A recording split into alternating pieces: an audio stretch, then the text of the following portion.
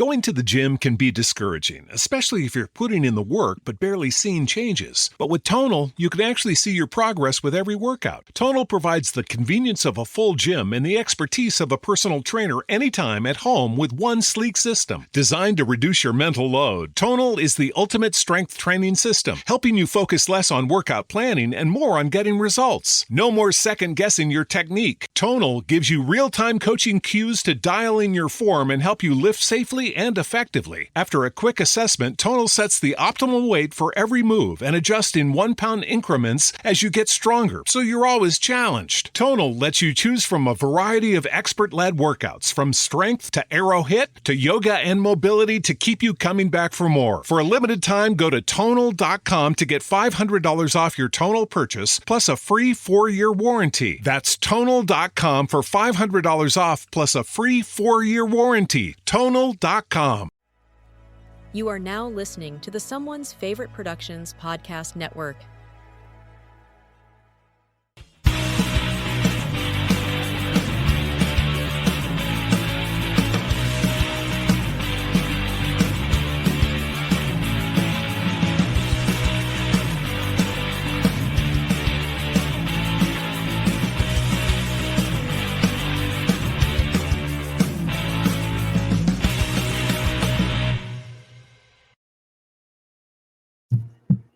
Hello, welcome back to another Thursday night. I feel like I've been waiting for this for at least a week. It's been a long time. A lot has happened the last week. Eager to see everybody, but also very excited just to hang out with my buddy Will for a couple hours. Will, welcome. How we doing? Other than muting entirely. That's all right. We didn't need to hear you.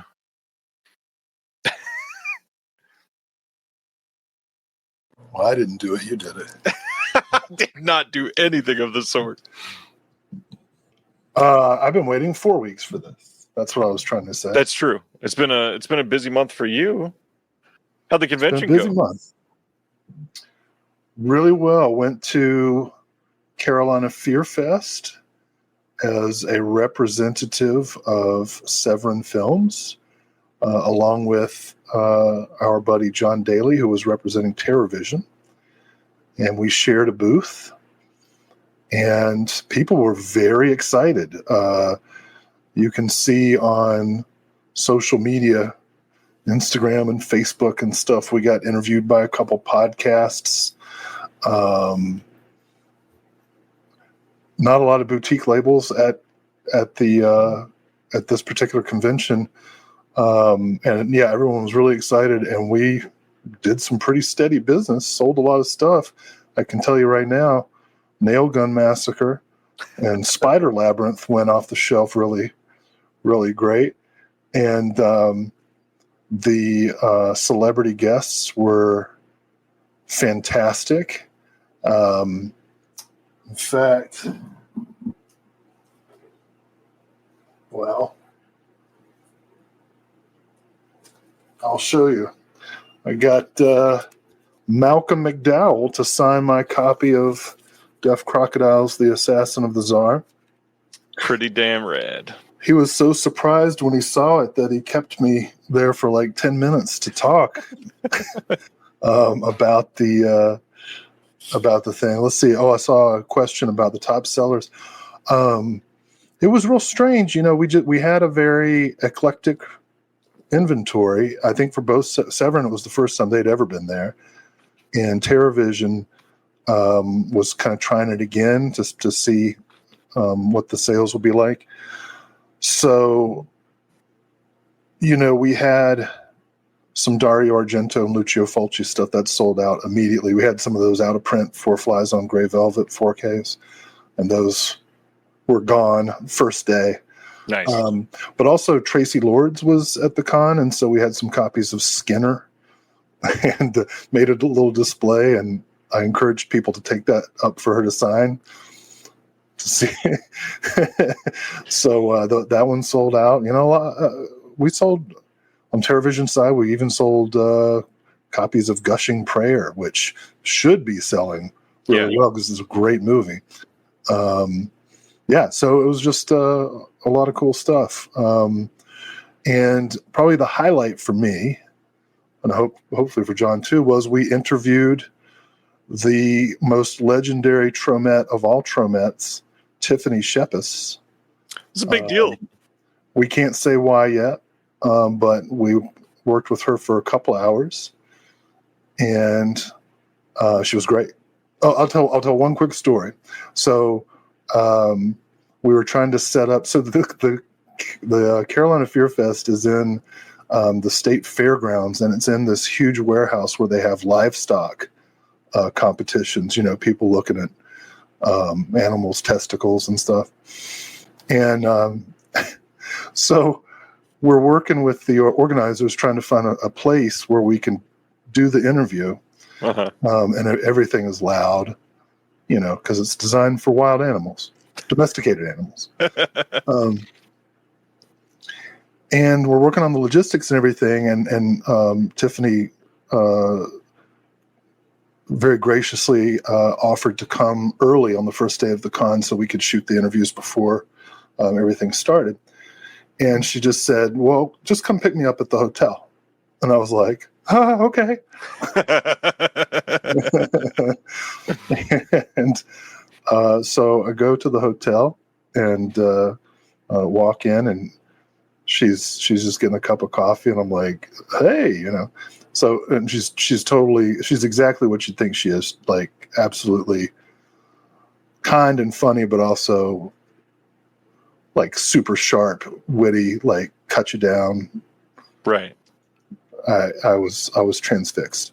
So I get her into my Subaru Forester, and we're preparing to disembark, and suddenly a hand appears on the window next to Tiffany. I was like, oh shit, I'm going to have to defend her from some maniac.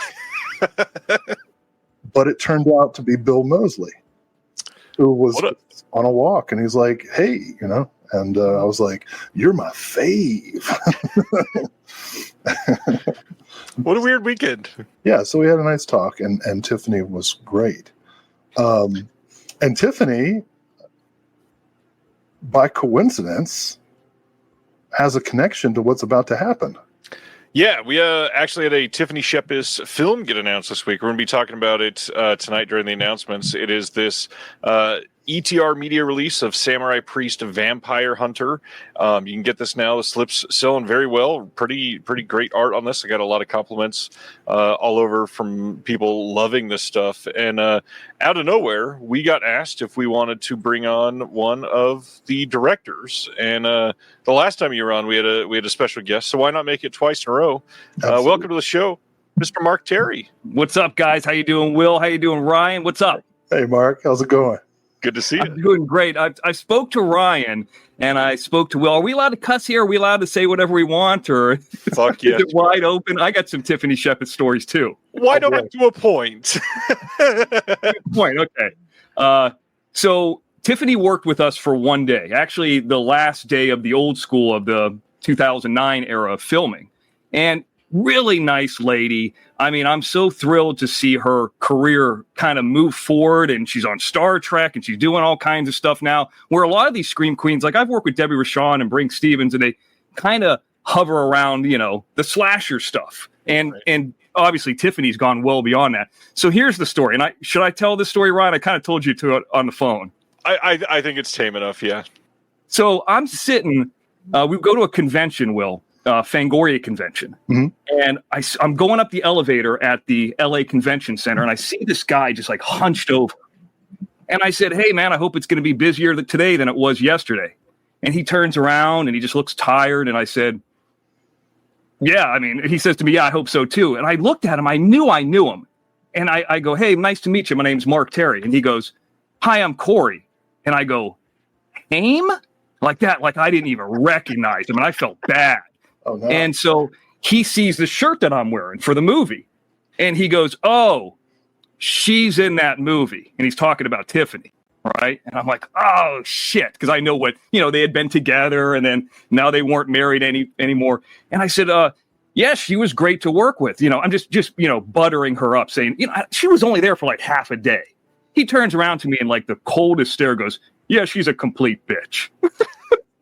Oh my God. And I'm like, no, she's nice. We like her. And I'm like, I guess that's what happens after a divorce. But anyway, that's my little story after the movie. But I like Tiffany. I don't know. Corey Haim, I guess, didn't like her, but it is what it is. Well, I'd like to say my experience was also, completely the opposite. Quite nice. She's real short, too. I always thought that she'd be like 5'8", 5'9", but she comes in there with those, the real high heels on, and I saw her with a makeup girl when she was working with us, and I was like, wow, I'm shocked. She's so short, but, I mean, still a beauty today as much as she's ever been, and I'm real happy for her success, and that's the truth.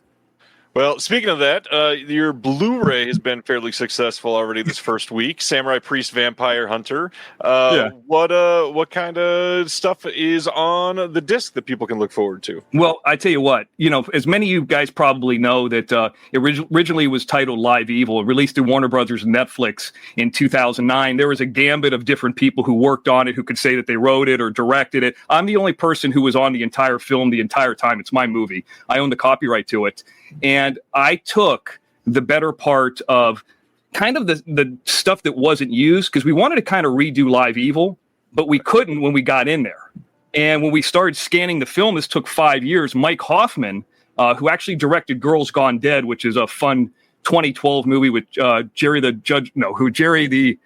King Lawler, almost said something else. Jerry the King Lawler and I think Ron Jeremy was in it, but Mike Hoffman did all start doing the restoration, and we kind of started working backwards. So for those who are like cinephiles or into restoration, the Mike Hoffman special feature about film restoration is phenomenal. It's 22 minutes. It's extremely technical, but we got a bunch of other things, including the behind the scenes car chase stuff. Most of the stuff has never been released. So it's not just talking about stuff that happened in 2009 or 2010. This is what has happened since 2017 up to where we're at now.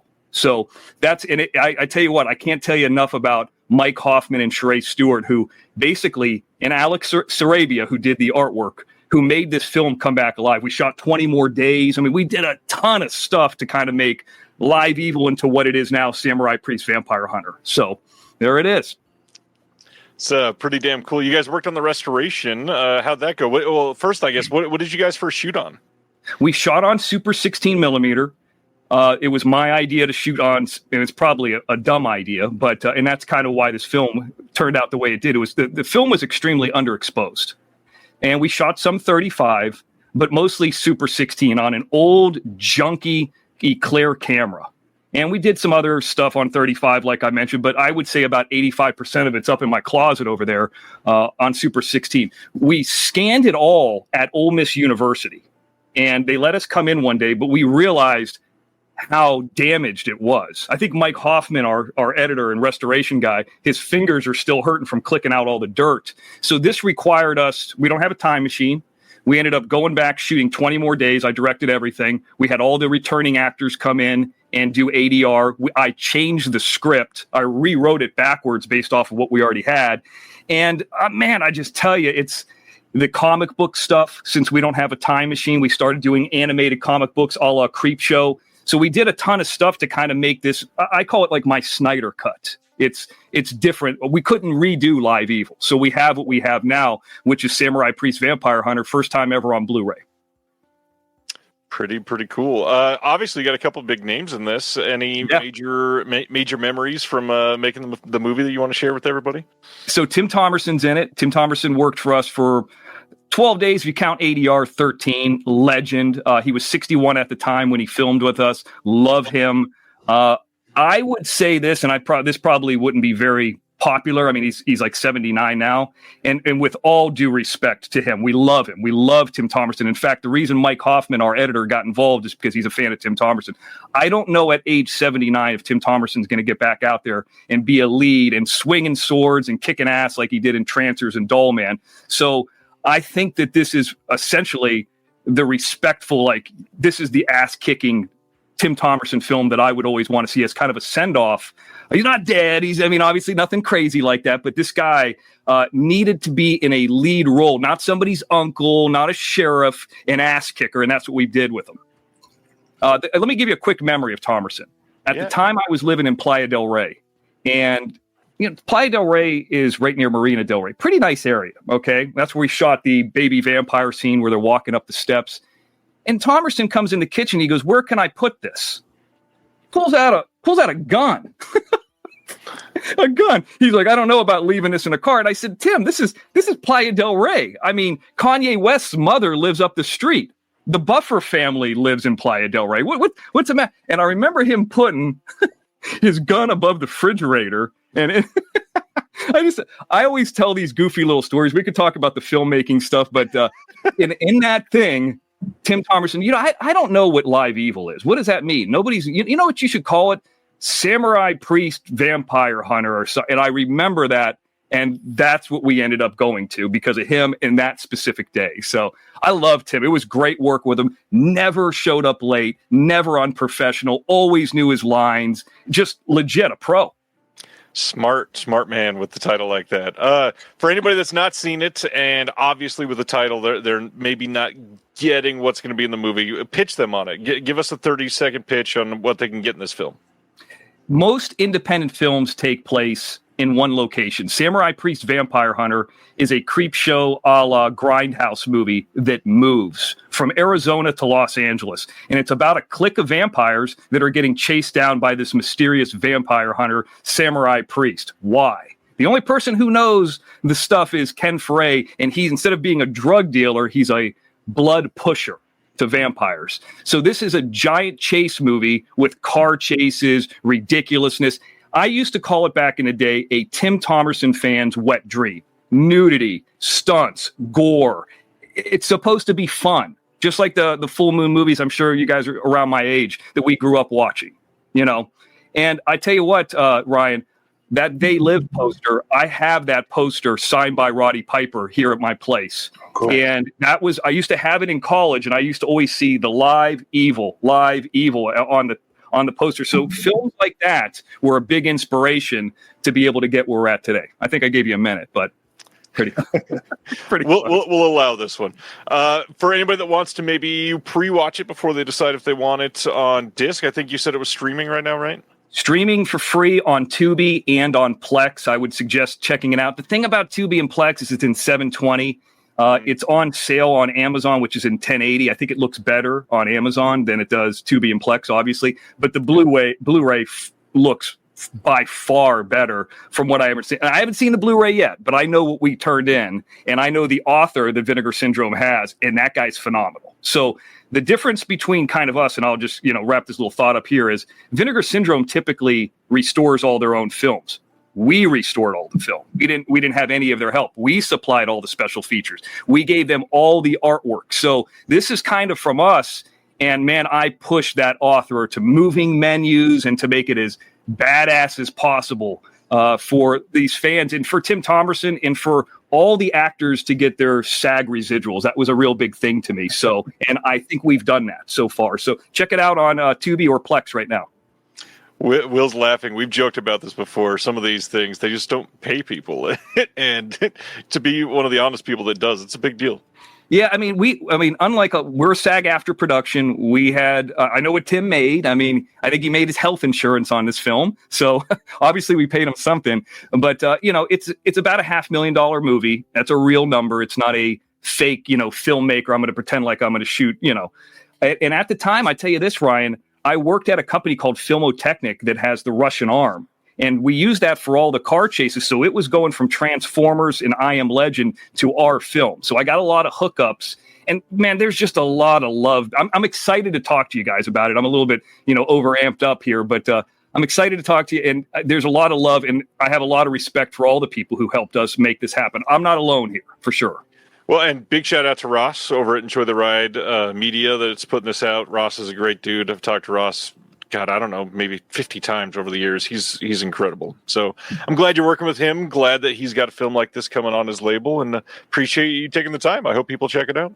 Thank you. And Will, nice meeting you. I appreciate you guys. Ryan, thank you for having me. And hey, check out the movie. And hey, there's a lot of nudity, a lot of ridiculous in it. We put everything we had into it, and I hope people can have some fun with it. And I'll tell you what, those commentaries are spirited as much as I am right here, so I hope people have a good time. Amazing. Thanks, Mark. We'll talk again. Yeah. Okay, guys. Thanks so much. See ya. I did order a copy. Nice. I hope it's pretty good. Thanks, Mark, again for showing up. That was always fun to get somebody that's associated with one of these releases somehow to come on and say some words. Back to our regularly scheduled programming. We were talking about the Tiffany stuff. Anything else you want to throw in about her? Isn't that such a funny coincidence? I mean, it is, yeah. She only worked on the movie for one day, like in 2008 or 9, but.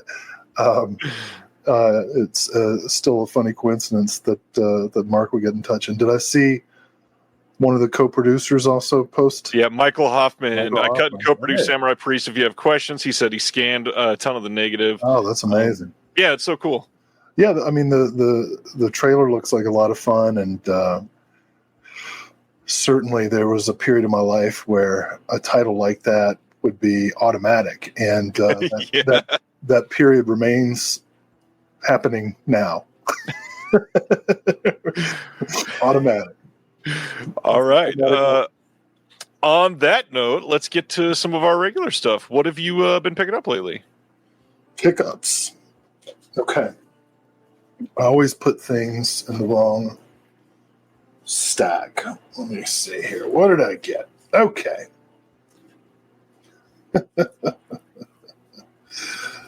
Picked up some things. First, I'll start with, this is probably the coolest thing I got. This is from Eureka, Terror in the Fog. Nice. The Wallace Creamy set. I think this is a volume. Is this a volume 1? I don't think they labeled it a volume 1. Okay. Well, at any rate, so cool. Picked up Paul Bartel's unreleased final film, Shelf Life. Did you get that as well? I wasn't going to share it. This is going to be saved for next week, but yeah, I got it just randomly in the same time. Well, I got, Kino gets me every time. And I picked up some Westerns, Cattle Drive. What do we got here? Border River. We got California. Huh? They know how to party. Picked up a couple of Jim Wynorski films that I didn't have them. Carrie Wurr stars in Poison, not Poison Ivy. That's a completely different franchise. And the debut of Ms. Jennifer Love Hewitt in Home for the Holidays. Or nice. No, that's a Diane Keaton movie. Home for Christmas. Just one of the holidays. We don't do a war on Christmas here. This is a Christmas movie. It's not a Home for the Holidays. This is home specifically for Christmas.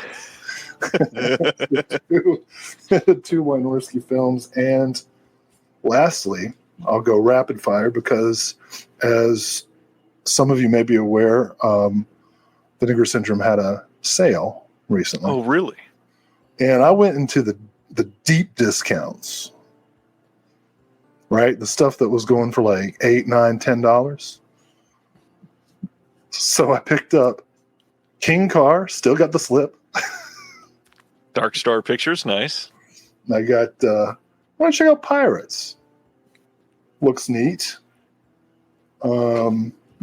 Two deep cut Vinegar Syndrome films, Punk Vacation and House on Tombstone Hill. Very nice. And finally, a neat looking Saturn's Core flick that I hadn't checked out before called Ravage. So those are all blind buys that I'm going to be checking out soon. Speaking of Saturn's Core, I believe the title that we are on for Saturn's Core, Zombie Army, is somehow already listed in the going out of print section. What? And probably heavily discounted. So if somebody wanted to check that out, it's partner label only month. So go check that out. It's a great time for that. Brent is bringing up the dirtier cut of Dirty Work. This is my favorite pickup of the entire month. Here it is without its terrible artwork on the outside. This is what the movie should look like. And so this is how I will be leaving it. Yes, just got this in. Incredible. I I can't believe that exists. It's wild to me. Couple other things. You brought up Kino. I'm stoked that they're getting into stuff like Wayne's World 2 on 4K. Just got that in. One of Will's favorites. That was a joke. Will hates everything about it, I'm sure. And then... It's not as good as the first one. That's to be argued. Next thing, I don't talk about Cinema Guild enough because they don't really put out a lot of stuff, but they put out a 4K of Typhoon Club. And was able to pick this up. Just got this in. So stoked on that.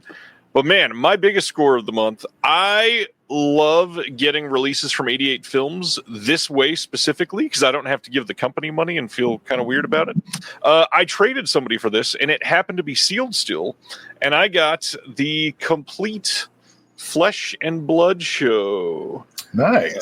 This is the horror films of Pete Walker. You've got all of these different titles in here, still sealed, and didn't even have to spend money on it. That's the best part. That's always good.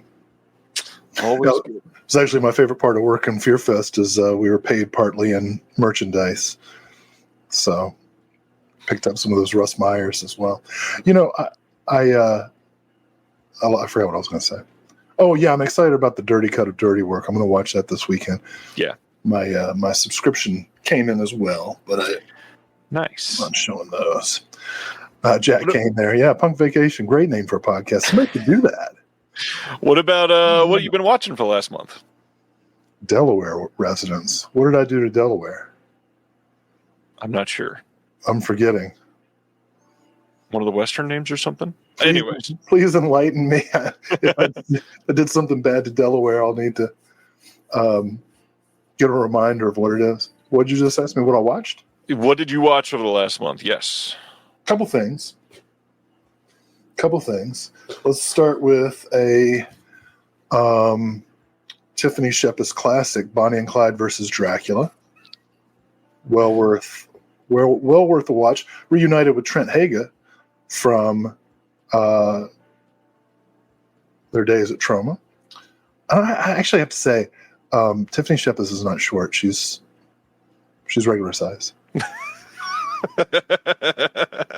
I'm 6'3", so I mean, like, just say. I hear you. I watched Stagecoach again for the first time in many years. Plug to Tumbleweeds and TV Cowboys just had a nice episode about Stagecoach with Hunter. I watched 88 Films release of Hero. Jet Li. The Silent Mandible thing about Delaware was because Wayne's World mentions Delaware. Oh, yeah, if you make a Wayne's World reference, I will not understand what you're saying. This is not the Jet Li Hero. This is Wen Bao. Oh, that's right. It's the other one. It's great. I've had Jet Li on my mind since that box set got announced. Oh, yeah, right? That's going to be awesome. No, this is great. This is class-based gangster movie, femme fatale, the works. Great choreography. Here's a great film that I got blind buy at the deep discount indicator sale. Yesterday's Enemy. This is a Hammer film directed by Val Guest. World War II movie. British soldiers cut off from their platoon deep in the jungle of Burma at the time, Myanmar, and bleak. Oh my gosh. And it's all about war atrocities and justification of violence. This, and adapted from a play that I'd been unfamiliar with. Great interviews on this, really filled in some knowledge that I was missing. I highly recommend Yesterday's Enemy. This was a lot of fun's not the right word because it really is bleak. Speaking of bleak, I also watched a couple movies on streaming. Didn't go well. Unsurprisingly, as I have to do because of my family situation and the fact that I love my children, I did watch Captain America Brave New World. And I saw your letterbox. I was surprised you loved it. I knew you were lying because I never update my letterbox. I need to. Yeah, it just. And listen, I know people like to say that I hate everything made after 2000, and that's not exactly wrong. But I go into every movie wanting to like it. I thought The Marvels was pretty good, unlike the rest of America. Yeah. But yeah, I could not get into Brave New World. Oh my gosh. I saw. Oh, and speaking of things I'll do for my children, the next project is to begin watching all Star Wars in order of like the chronology of the order, yeah. Which meant that I had to start with the Acolyte. Now, I know the Acolyte received some controversy because, as we know, Star Wars fans, like Marvel fans, are misogynists and racists. I said That's that. That's it. So the Acolyte, I now know, came under a lot of fire because of the casting and stuff. But I think the main fire should have been aimed at just the show itself. Didn't do a lot for me, but I tried. I wanted to like it. I wanted to understandable. Like it. And F me, man. You know what is next? Phantom Menace. That's what I got to watch next. You're going straight into it. Yikes. I did watch one ludicrous movie that I somewhat enjoyed, Under Paris on Netflix. Oh, I thought you were going to say Fast and the Furious 2. Xavier Gens. It's a shark movie. What? Javier? I was trying to make a ludicrous joke and it didn't land because I don't even think he's in Fast and Furious 2. You could say he was, and I wouldn't know. I've seen neither Fast nor Furious. That'd be the next title. Neither Fast nor Furious. It's just a retirement home. Yeah. We're a family. So I guess that's enough. Yeah. Watch those. Not so great. Been watching The Righteous Gemstones. Not quite finished with that. No spoilers. Nice. I'm excited about Vinegar. Just to respond to the Wonderment project there. I'm pretty excited about Jade 2 coming from Vinegar Syndrome. I want to see it, and I want to see the 4K restoration. I watched it last year for the first time on streaming. It was on the Criterion channel with their like erotic thrillers section. Yeah. And again, speaking of ludicrous, that movie is, but it's got one of my favorite kind of like change of pace, literally, William Friedkin car chases. It's a great, if you've never seen Jade before, wait for the car chase because it's a great meta moment for any Friedkin fan. I liked that. What about you? What have you been watching? Watch anything good? What did you do with KB? You get to go out to movies with KB.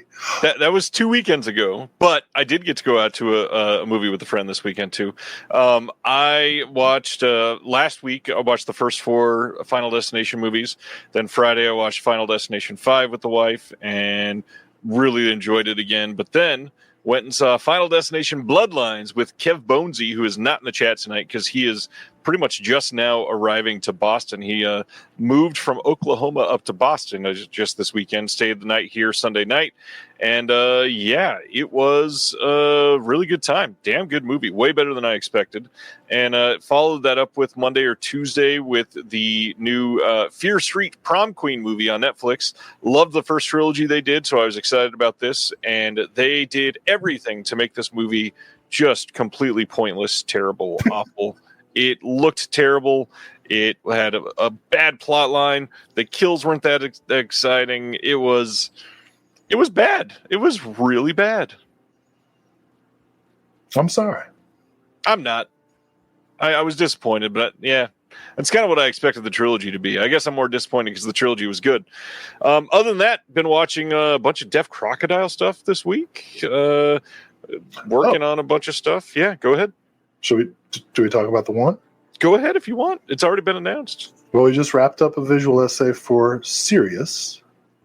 Hence Will's byline there. The first surviving time travel movie made in Hungary. And it's pretty interesting, pretty cool movie. It's gorgeous to look at. Yeah, beautifully shot. Hungary's film industry is much better than their politics at that time.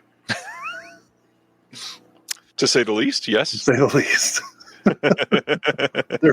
But say what you will about, which side they chose in the war. Oh, their film industry. Marvelous technical achievements. Yeah, it's quite a beautiful movie. Sumptuous. I would describe their film industry as sumptuous and their politics as loathsome. Even that is very much putting it mildly.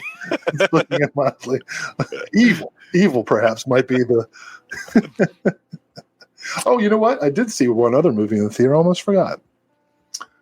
With my good friend, John Daly. I saw 2 movies in the theater with John Daly. Holy cow. One was Reanimator. We went to see the 4K restoration. I know there's some controversy over the cost of the impending 4K. I'll leave that to you and the beard. But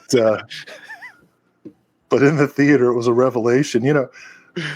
That movie came out in 1984 when I was 6.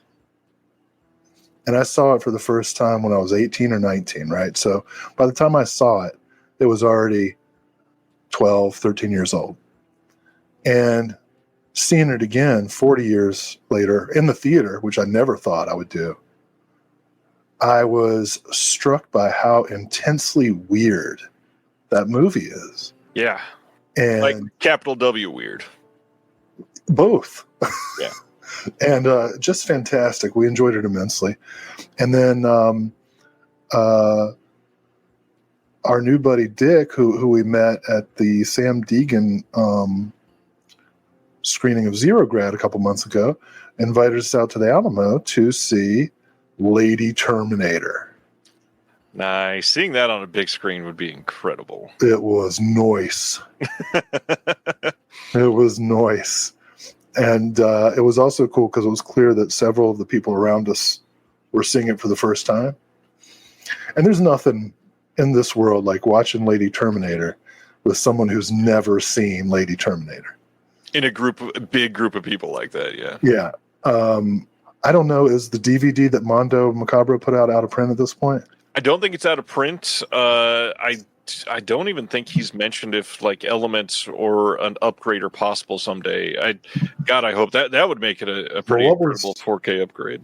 What was in the theater was definitely not a restoration. Right. It looked like it had known some use, if you know what I'm saying. They saw you coming. Got it.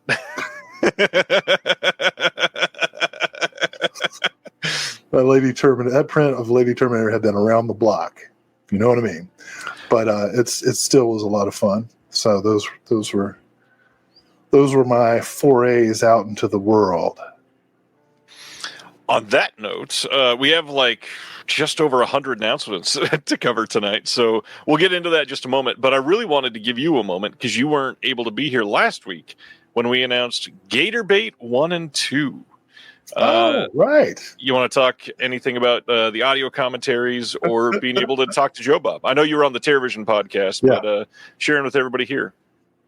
Yeah, well, I mean, I've talked about because we shot that Joe Bob interview a little over a year ago now. Yeah. So it's been a long time coming. Shooting the interview was a wonderful experience. It was so great to bring some UNC Greensboro students in to be the crew on that interview, and he was so gracious to them.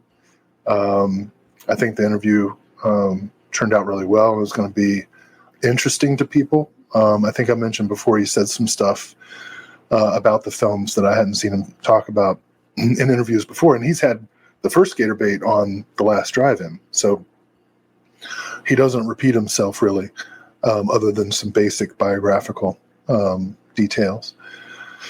The commentaries on both films were such an honor to do, and I'm still blown away. We've been so fortunate on all the films that we've been able to work on, but Gatorbait and Gatorbait 2 occupy such an iconic part of so many of our childhoods, those of us who are old enough to have spent a great deal of time in video stores. So it's just a huge, huge honor. And the package for it looks great. I'm not trying to shill for TerraVision, but I kind of feel like it's underpriced. Well, and especially their big bundle with all the T-shirt and posters and everything. We're not going to be able to shake the shill word after saying this, but I believe tonight is when the price. Oh no, it already just went up this afternoon. So never mind. It went from $54.99 to $64.99. So you missed out on the $10 window. I mean, honestly, $65 for what you're getting is a pretty incredible price still. Gatorbait and Gatorbait 2. This was our, I think, second or third confirmed project we ever did together. Yep, one more that we still can't say. I think this was either second or third that we knew that we were going to do, but then it was definitely the second and third that we had ever recorded. Yeah. So it was crazy. It's been a while for those. Mm-hmm. So really excited that they're coming out soon, and Sledgehammer as well, which is going to have another Joe Bob interview. Hey, that's kind of you just called him out, and now he shows up. That's become my niche, I guess. Joe Bob interviews, and now Tiffany Shepis, not bad kind of company. Oh my God, dude! And I didn't really go into it. She was so cool, just totally chill. Hey, hey, strange guys who I've never seen before and have no idea if you're any good. Sure, let's go for it, And I can't say what we shot was really great, and she was so great in it. And I look forward to being able to tell everybody more about it. I have been a fan of hers since. I mean, I'm like a year older. So Romeo and Juliet came out when I was 18. Saw it, I received it at the video store I was working at. I was like, oh, Shakespeare, Trauma, let's do this. And, she's been in 160 some movies. Yeah. And now Star Trek. And now third season of Picard. She's a doctor. I forget her character's name. But her first line in the show is to yell at Jonathan Frakes, which is kind of neat. That's pretty funny. Like you start your career beating up Sean Gunn, and then you end up what a pull yelling at Commander Riker. It's a long and storied career. And I've just always liked her and everything because she has such a presence. She kind of throughout most of her career, her look reads gothy punk, kind of in the realm of Fairuza Balk, Winona Ryder type of thing, but if you go through her career, you'll find that she does so many different kinds of roles: comedy, thrillers, obviously horror mostly, and even in the lowest of low budget movies, her performances are always fun. So I've always really loved her, and when the opportunity came to connect with her at Fear Fest, I got a big shout out to Brad Henderson, who put us in touch, and she was just like, sure, why not? So very cool. All right. let's get into this crazy night of announcements. If anything else comes up, we'll chat it out. Everybody, please speak up. Share your thoughts in the comments. Got a lot to cover tonight. So many big titles. This is gonna be a fun night. We started last week with Second Sight announcing When Evil Lurks, which was one of my favorites from 2023. This is getting a 4K and Blu-ray limited box set from Second Sight. You can also get the standard that comes out the same day. This is a dual format, and they've got some new extras all over here. We've got a new audio commentary. We've got new interviews with people associated with the film. We got a new visual essay by Mike Munzer. We've got a book that comes with this that's 120 pages, 6 collector's art cards, and pretty dang great art on the front of the box. I'm sure you haven't seen this one yet, have you?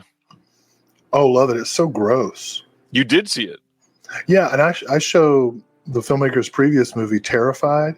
Love Terrified. Terrified, I think, is better than this, actually. In a horror class, and students really responded to Terrified. In fact, it scared them. That dining room table scene is wild. Oh my god! And when Evil Lurks is just it's so grim and unrelenting. I really liked it. I'm glad you saw it and enjoyed it. That's pretty rare. All right. Pretty rare that I watch a movie. No, that watch a movie that came out in the last 5 years that you actually enjoyed. Next up, one that I'm sure you enjoy, Arrow announcements. They got around to releasing The Shootist over in the UK. This is its first Blu-ray release over there. This came out in the US last year, and it's the exact same disc, same packaging, same everything. Any thoughts on The Shootist before we move on? Absolute great movie. Don Siegel. The cast is amazing. Lauren Bacall, Jimmy Stewart, John Wayne, Opie. It's Scatman Crothers, John Carradine, and it is a beautifully bittersweet send-off for Wayne. This is his last movie. He plays a gunfighter who has terminal cancer. He had terminal cancer himself at the time, and it's haunting, but it's also entertaining and funny and just beautiful to see all of those actors together. I love The Shootist. I got the American edition, obviously. Nice. Next up is Enemy Territory. This one is coming on August 4th over in the UK only, not getting a US release. This has still never had a US Blu-ray yet. This is going to be coming with a new restoration from the 35mm negative by Arrow. It is not a 4K restoration. They would have touted that. It probably would have been a UHD. This has new commentary by the director. We've got Dave Wayne and Maddie Budquitz on there with them. New commentary also by Josh Nelson. New interview with the cinematographer, Ernest Dickerson. New interview with Gary Frank. And then, of course, they've got the Illustrated Collector's Booklet with new writing by Paul Lay and Martin Conterio. I've never seen Enemy Territory, but it's been on my list for a long time. Have you seen this one? No, but I just realized from looking at this is directed by the guy who did Eliminators. I think so. Seriously? Eliminators is by far my favorite. That's not true. Reanimator is. But non-Reanimator Empire Pictures movies, Eliminators. Great African Queen references. It's about a mandroid and a kung fu fighter and Denise Crosby and an Australian smuggler who have to fight a time-traveling mad scientist. A lot of time traveling. So on the basis of Eliminators being probably in my top 15 movies of all time, Enemy Territory has now become a must-watch. Nice. All right. Next up is Thief. This is coming on 4K over in the UK on August 25th. This is the Michael Mann film debut, actually, which is still wild to me that this is his first movie. This is basically just an upgrade of their previous release for Thief. You've got the theatrical cut on the Blu-ray disc, director's cut on the 4K disc. Thief is amazing. Anybody that's not seen it, you should. James Caan is incredible in this. Tuesday Weld is amazing in this. Yeah, great movie. I have the Criterion. Is this a different transfer? It will be. It will be better looking on the Arrow disc, definitely. It will be. Or you think it will be? No, I can guarantee it. If there is ever a UK release and a Criterion of the same film on the same format, always go with the UK release. Why? Because they have better encoding, because Criterion never uses proper authoring or fidelity in motion. Why? Because they're cheap. Why? Have you met Criterion? I have everything they've ever put out. Yeah, and that's a problem. Will, this is an intervention. I feel unmoored. It's true, though. Great film, great release. I'm definitely getting this one instead of the Criterion because I did not get the Criterion yet. I feel it's too late for me to turn my life around. Everybody's laughing.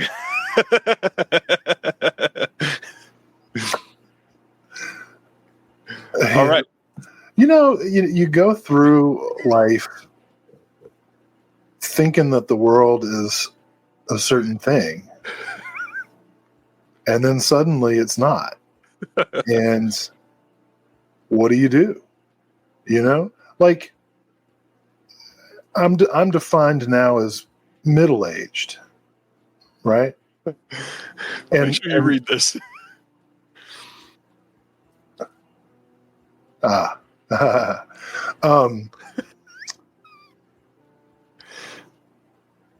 It's too late. It's too late for me.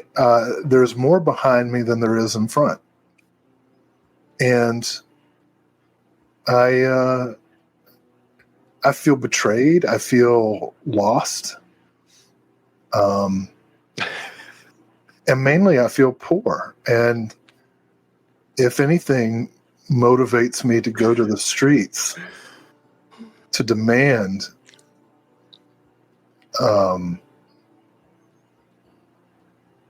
reforms, this would be it. I really want to clip this and save it forever because that was a very great interaction. All right. That was Thief.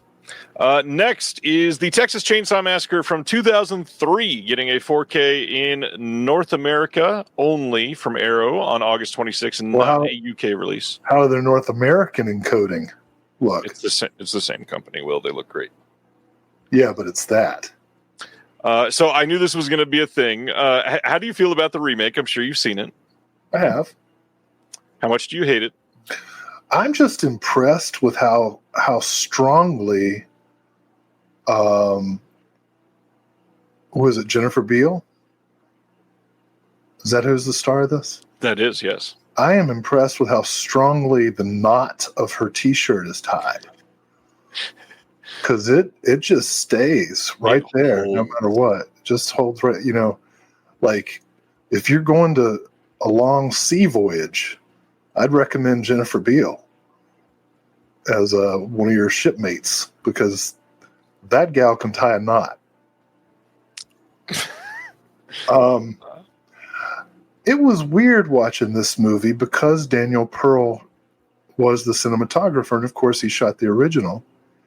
And I saw an interview, maybe I hope I'm making this up, honestly, but I feel I have a memory of seeing an interview where he talked about how on this movie he was able to do some things that he wished he could have done on the original. And Jessica Biel, why didn't you? Because it was funny. Who's Jennifer? Oh, is that Footloose? It's Dirty Dancing. Dirty Dancing. That's with or Flashdance, not Dirty Dancing. Flashdance. Funny enough, we were just talking about Footloose and another thing, and we've had the 80s dancing all up in our heads, I guess. Paul Verhoeven.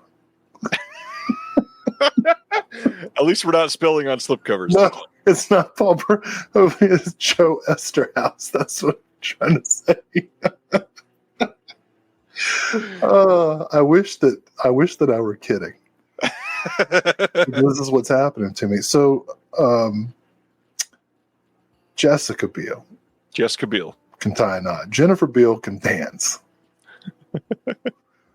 Anyway, Daniel Pearl. I feel like I saw this interview where he said that, and then I watched the remake, and I felt like the cinematography was so needlessly ostentatious, and didn't fit. I mean, the original would not have that kind of flashy lighting would not have fit the original at all, and it really took me out. Like I felt that I'm not against remakes. I don't think there's any such thing as a sacred cow in Hollywood, but I felt like this movie on its own merits didn't do a lot for me. I always laugh at the individuals that think that films that had like a good idea but poor execution are the ones that should get remade. And yeah, obviously, logically, that makes sense. Hollywood is never going to put money into that, so that's never going to happen.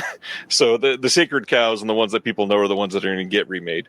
I don't hate this movie. I actually quite like this movie because it was my generation, basically. Like I was 16 when this came out. This is one that I saw, and it was me as a teenager watching, basically. This is one I was shocked how many people hated this thing. I posted this announcement, and you were shocked. Yeah, I didn't know that like 80% of the physical media population despised this movie. Reviled upon its theatrical release. Well, the funny thing, a lot of people that love physical media love really shitty movies. And to have most people hate this, I knew it was reviled. And see, this gets us back into what's a good movie and what's a bad movie. Because I just held up a couple of Jim Wynorski flicks, and by any measurement, I think most people would call them shitty movies. But if he had made a shitty movie with the Texas Chainsaw Massacre's budget, then that would have been a different thing. Yeah. I wasn't a fan, but I'm not against remakes. If you give me a chance, I would love to remake The Godfather, but like Gen Alpha. Give me a couple lines, Will.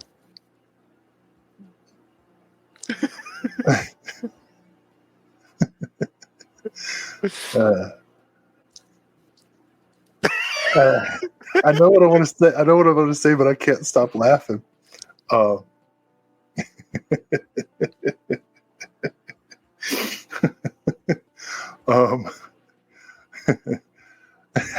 I just want to get somebody doing Marlon Brando going like, one day, and that day may never come, I may ask you to skibbity toilet. I don't know. Anyways, oh wow. I don't even know what to say to that. This one has a new commentary with Steve Barton and no cap.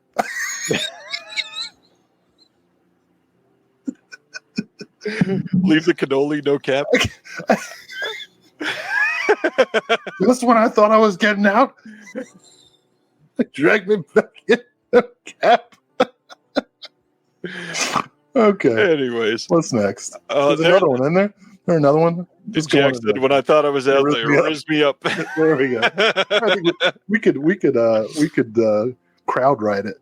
Yeah, where's the funding? Come on. New commentary with Chris McGibbon and Steve Barton. We've got new interview with the director. That's Do it. that's how the gangsters would raise. Instead of shaking people down, they just do Kickstarters. GoFundMe. GoFundMe, or I'd hate some. I'd hate 17th Street's a little light on the funds. They got to GoFundMe. Anyway, what else is on this piece of shit?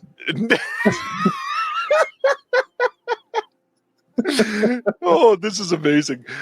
New interview with Daniel Pearl, the one you were just talking about. New interview with the composer. There's a making of doc. There is an in-depth look at Ed Gein, sorry. All kinds of stuff on there. New artwork, new writing by Michael Gingold. Yeah, I feel like I got to have this. Go for it. Looks great. Then they're also putting out a Blu-ray of Perpetrator. This is from 2023, coming on August 18th in the UK, August 19th in North America. This is from the mind of Jennifer Reeder, and this has new audio commentary by Jennifer Reeder and the DP. There's some visual essays, some interviews, and some shorts on here. One of their modern indies that they put out. It's nice to see them doing more and more like this, because this film probably would not have got distribution without it. So Jennifer Grey. Jennifer Grey is Dirty Dancing, yes. Jennifer Beals. Flashdance. Jessica Biel. Seventh. Now pronounced you Chuck and Larry. I love that we both went to kind of opposite ends of the spectrum there. Yes. August 11th in the UK, they're putting out a 4K of Poseidon, speaking of remakes. August 12th in North America. This is the 2006 film Poseidon from Wolfgang Petersen, who also did Das Boot. Wolfgang.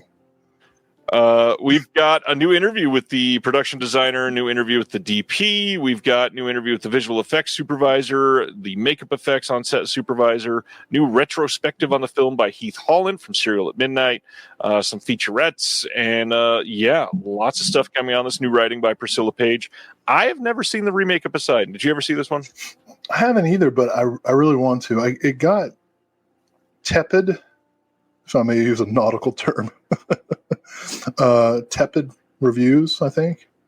The original Poseidon Adventure, who's that? Ronald Neame? Is that who directed it? It sounds right. A lot of fun. Not a great movie by any means, but of the Towering Inferno ilk, disaster movies. And no one does water like Wolfgang Petersen. Perfect Storm, Das Boot. Yeah. So I really do want to see this. Nice. That is coming on August 11th and 12th from Arrow. And then, speaking of Texas Chainsaw Massacre, August 25th in the UK, August 26th in North America, there's a 4K of the Texas Chainsaw Massacre, The Beginning from 2006. All right.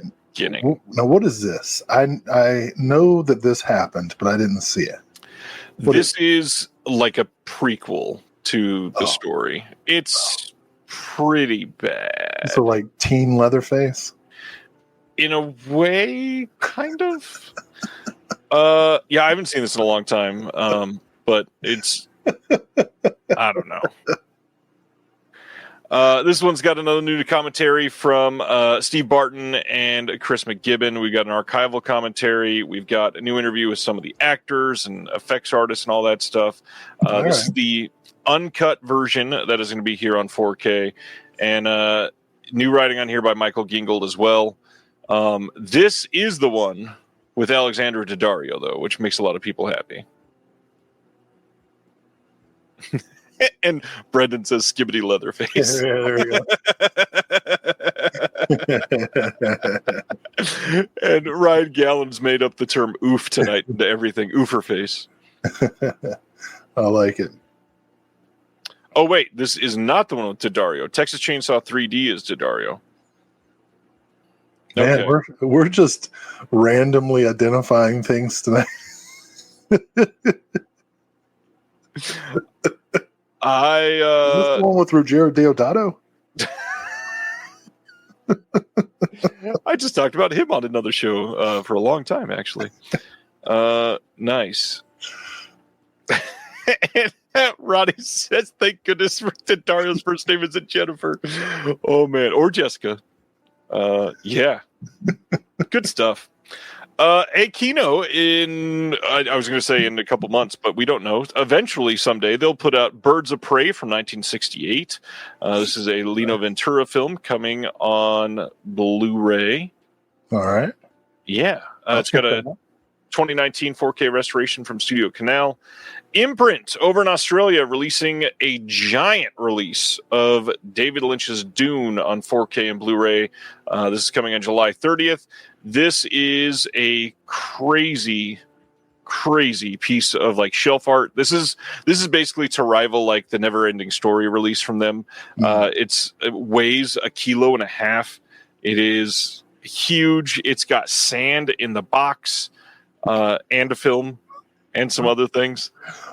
This looks like a really great release. I know there's a couple of people not super stoked because it doesn't have the Spice Diver cut on it, and it doesn't have a couple of the other extras that were on like the Arrow release and the German release. But yeah, if you're a major fan of Dune, here's another option.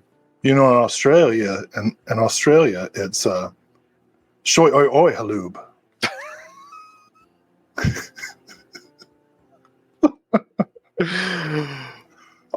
Huh?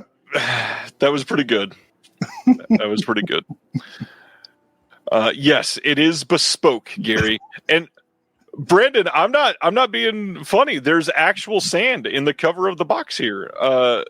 It's a crazy version of it. What do they say here? Tilt the panel to watch the sand spill. Run your fingers across the sand-like grit-textured surface of the hard box. That sounds like this is going to be on a Bearded Film Guys channel soon. Weirdly erotic. It's weirdly bespoke. You got sand in the box. You got a problem. It looks all romantic. Let's making love on the beach, but it's not all it's cracked up to be. I'll tell you what. Let's follow that up with some Trash Juice on June 10th. Bizarre Theater Releasing is putting out Trash Juice. Thing I've ever seen in my life. Oh God. Trash Juice from 2022. I can smell it through the Instagram. Oh, man. This is a no-holds-barred dark comedy horror anthology told through a grotesque wraparound segment where a group of heroin addicts force a captured preacher to listen to their stories. Oh, that sounds unpleasant. Moving right along. August 12th, Kino is releasing Film Noir, The Dark Side of Cinema, Volume 26, moving ever so closely to that worshipped XXX version coming soon.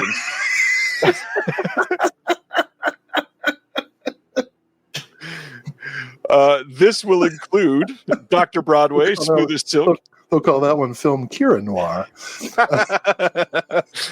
And this also has The Great Gatsby. The Great Gatsby is also going to be getting a standalone Blu-ray release. The the same classic day. Noir film, The Great Gatsby. I'm looking forward to Dr. Broadway, though. It's like I just feel like it couldn't be that dark. It's like I don't even know what to say. We're gonna go see the doctor. Doctor who? Dr. Broadway. Oh God, it's a good night. The film Dr. Broadway is going to have a new commentary by Alan Arkush and Daniel Kramer. It also has another audio commentary by Jeremy Arnold. Smooth as Silk gets a new audio commentary by Alan K. Rhodey. Oh, nice. And then Paul Talbot is on, I believe that's The Great Gatsby. It's labeled weird. There's also a David Ladd interview and, trailers as usual. I'll get it. Number 26. I didn't show this in our pickups, but I got another couple of those that went on sale. I think I've got about 12 or 13 of them at this point. Craig says we're on fire tonight. Unfortunately, it means we'll get 30 minutes of sleep. Yeah, how much is left? We about halfway? About halfway. Only about 86 left. I'll 86 you, buddy. Oh, shoot. I apologize for my thoughtless use of common slang. Of canceling somebody. I did not mean to imply I was calling for your assassination. I want to see people, instead of using 86, start using the word jettison. Jettison? Yes. We should jettison this person. Like Walmart security, don't make me jettison you out of this store. That's a lot of syllables to be thrown around in a Walmart. That's the point. Coming soon, Kino is releasing Hardware on 4K, the nice. Richard Stanley film that people have loved for years. Dylan McDermott is a big one on this, also Iggy Pop. Yeah. Don't forget, they also got Dust Devil coming on 4K. They do? They do. Wow. Not dated yet, but the both of them will be out fairly soon. Oh, they're timeless. Literally, no release date. Yeah. Dylan McDermott. Now, literally every time I talk about him, I quickly shift into Dermot Mulrooney mode. And I want to make it clear, I know who Dylan McDermott is, and he is in this movie. Their names are very close, and they do get mixed up quite a bit by a lot of people. Yeah. I did a Christmas show for the Culture Cast. Yes, you did.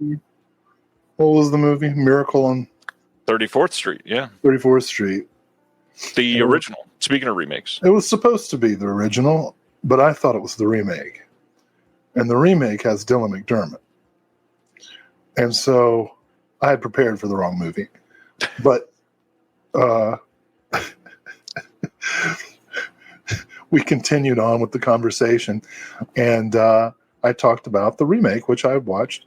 And I said Dylan McDermott like once or twice. And the whole rest of the podcast, Dermot Mulrooney. It was unfixable, so he just let it go. Probably nobody even noticed. That's hilarious. Next up, coming soon, we don't have a release date on this yet, but there's a 4K Blu-ray digital package coming as an Amazon exclusive Ultimate Collection from Sony of the Karate Kid 6-film collection.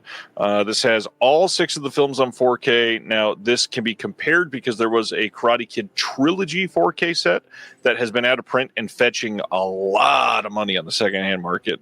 And that did not include the next Karate Kid from 94. Now, this set does. It has the brand new movie. It's got the first Smith movie in 2010. Looks like a really solid set. It is built like the Columbia Classic sets, it looks like, where you can pull them out from the side. It's got a little headband and coasters and cards and all this fun stuff. It's quite expensive, but if you love Karate Kid stuff, this is a great set. Yeah. I think that's cool, the little display. Yeah. I hope it's not dinky. And I kind of liked the next Karate Kid. Oscar winner Jennifer Swank. Yeah.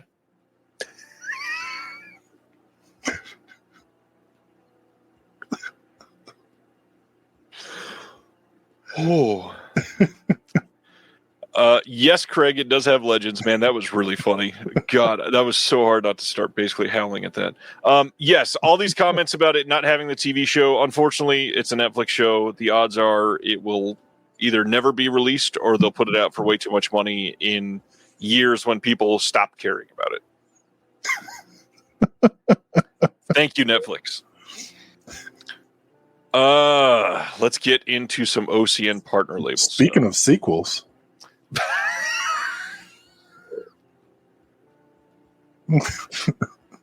I was going to buy this, but I don't have Edward the First, so I said I'd wait.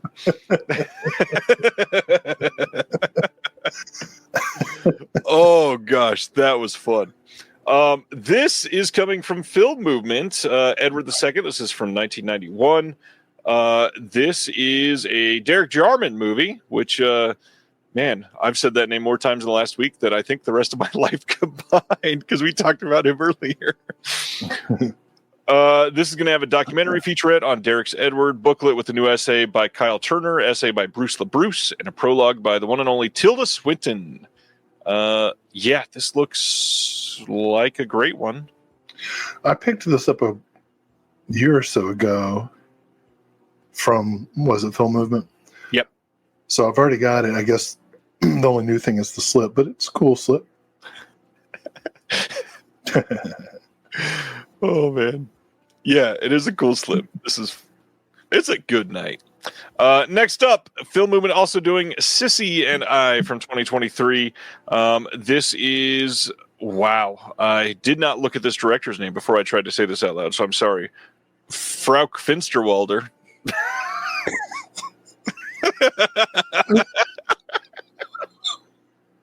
Should have Frauke on. Good old Frauke. Why couldn't she be here to promote her movie? I'd probably call her Jennifer. This one has a visual essay by the filmmaker Hunter Whaley, an introduction from Jennifer Finsterwalder. I'm so sorry for everybody listening to the podcast later. Oh, man.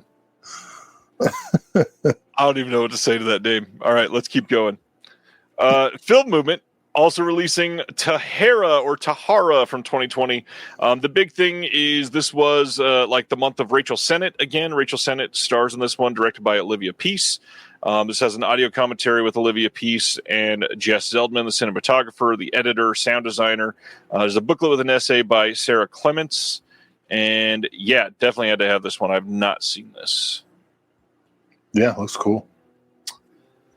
Had a lot of people talking about this one. I've not been able to see this one either. But Automatons is the first release from brand new partner label, Glass Eye Pictures. If you recognize that name, it's because it's the production company of the one and only Mr. Larry Fessenden and his crew. Glass Eye Pix has joined OCN for the first time, and they're responsible for narrative films, documentaries, books, comics, audio plays, and other unique work designed to inspire and contrast with corporate media. Fessenden has operated the company since 1985. This one directed by James Felix McKenney, starring Christine Spencer and Angus Scrimm. The Angus Scrimm. The Angus Scrimm. Heard he is... quite tall. New audio commentary with the director and crew. New behind-the-scenes surveillance camera montage. New film reel, The Delusions of James Felix McKenney. There's a 60-minute behind-the-scenes documentary, Angus Scrimm interview from 2006, a trailer from 2006, camera test from 2005, and then a booklet with new writing by Simon Abrams and an original director's statement from 2006. Yeah, this looked pretty good.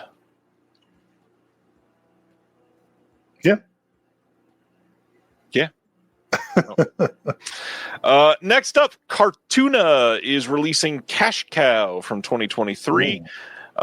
This one is going to have some featurettes on it. I don't know what they mean. They're called, like, Here We Have Idaho. Sure. LA screening promo, director's commentary, and a trailer. This one says, in the fall of 2020, a struggling actor explores early Mormon historical sites as he anxiously awaits the national broadcast of his Domino's pizza commercial. And if that's not eclectic enough to you. You know, those Idaho filmmakers. Eccentric. Quite. Same as Domino's pizza commercials.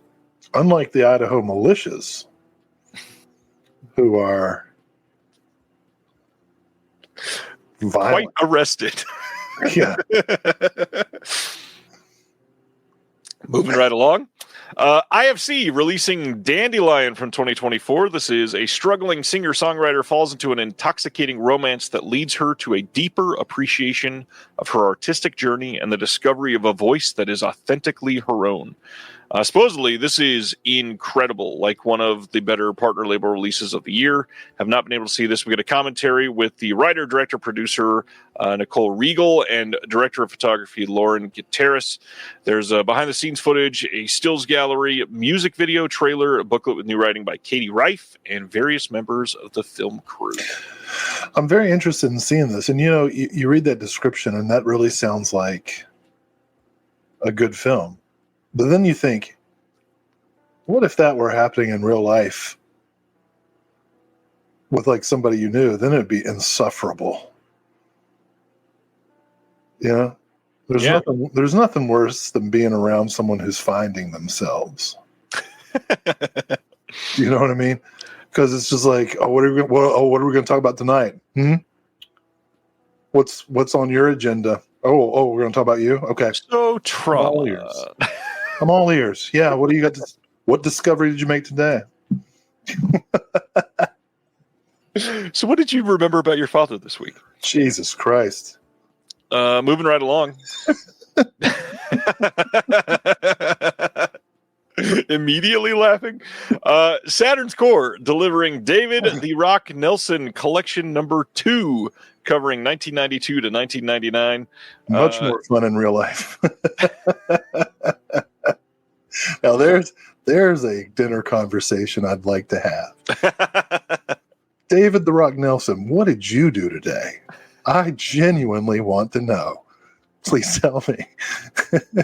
Now, do you want to know what he did in 1998 or 2025?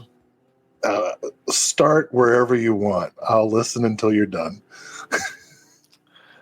Yes, Hillary Rodham Clinton is even in this. Nice. Supposedly, one previously mentioned, Mr. Brad Henderson, might be in this as well. This is a fine collection to match up with the first volume that they did from Saturn's Core. Looks like some great stuff. Yeah, I love what Saturn's Core does pretty much every time. Yeah, they really are great. Wow. Yeah. Shudder released a vinyl bundle, and then they've also got 2 slipcover options for the film Destroy All Neighbors from 2024. This is the Jonah Ray Rodriguez film. It's also got Alex Winter in this, and I think a small part with Kumail Nanjiani. I've not seen this yet. I really wanted to, but I am glad that Shudder's put it out. Yeah, it's in my Shudder queue. I've liked Jonah Ray for quite some time. I always want to say Jonah Ryan because that's literally my kid. Wait, this is a different Jonah Ray than the Jonah Ray that was on Mystery Science Theater, right? Nope, that is him. That's his actual last name. Oh, okay. Shudder is also... Go ahead. Jonah was the worst host, but I still liked him. I used to listen to the Nerdist podcast with him on it all the time. No, he's a funny guy. Yeah, and his comedy with Kumail was always great, like the nerd melt stuff.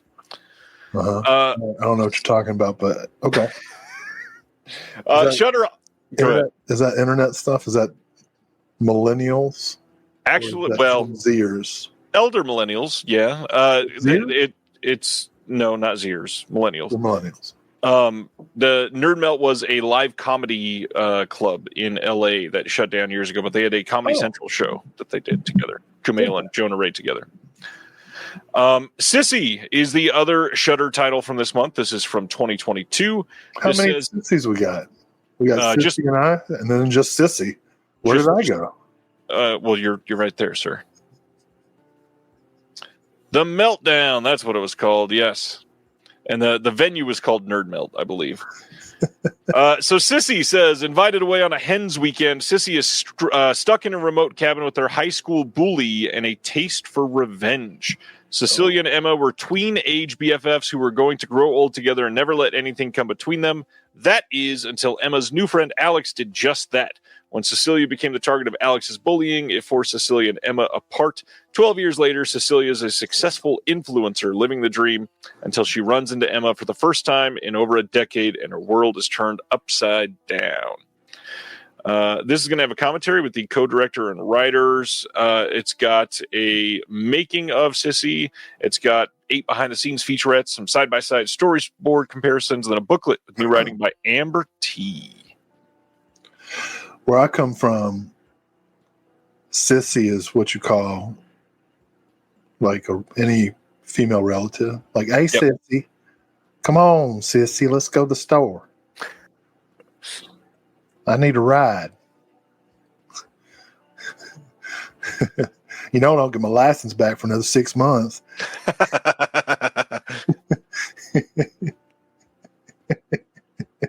Go and get the truck. You got to go get it because I'm only allowed to be outside the door for an hour, and that clock runs fast. Next one that, man, I am pretty damn excited for this one. Canadian International Pictures releasing The Devil at Your Heels from 1981. This is a title that a lot of people have been very much touting and praising for years. This is scanned and restored in 2K from the 16mm interpositive by the National Film Board of Canada. It's got a new interview with the director, a new audio interview with Gloria DeMario. Rocket car designer Richard Keller speaks on his collaboration with Carter. There's an archival interview on here. And then the big thing, Pure Cinema Podcast, friend of the show, Brian Sauer Show. There's an excerpt on here that's 9 minutes long. There's an 8-minute introduction. Lots of cool stuff. 4 short films. As usual, CIP absolutely putting as much as they can on these discs, and it looks great. So it's like a good double feature with Cronenberg's Fast Company. I would definitely do that. Yeah. Then we get another Blu-ray release of Enter the Void, the Gaspar Noé film. This is going to have a new audio commentary by Elena Lazic. There's a new visual essay by Chris O'Neill.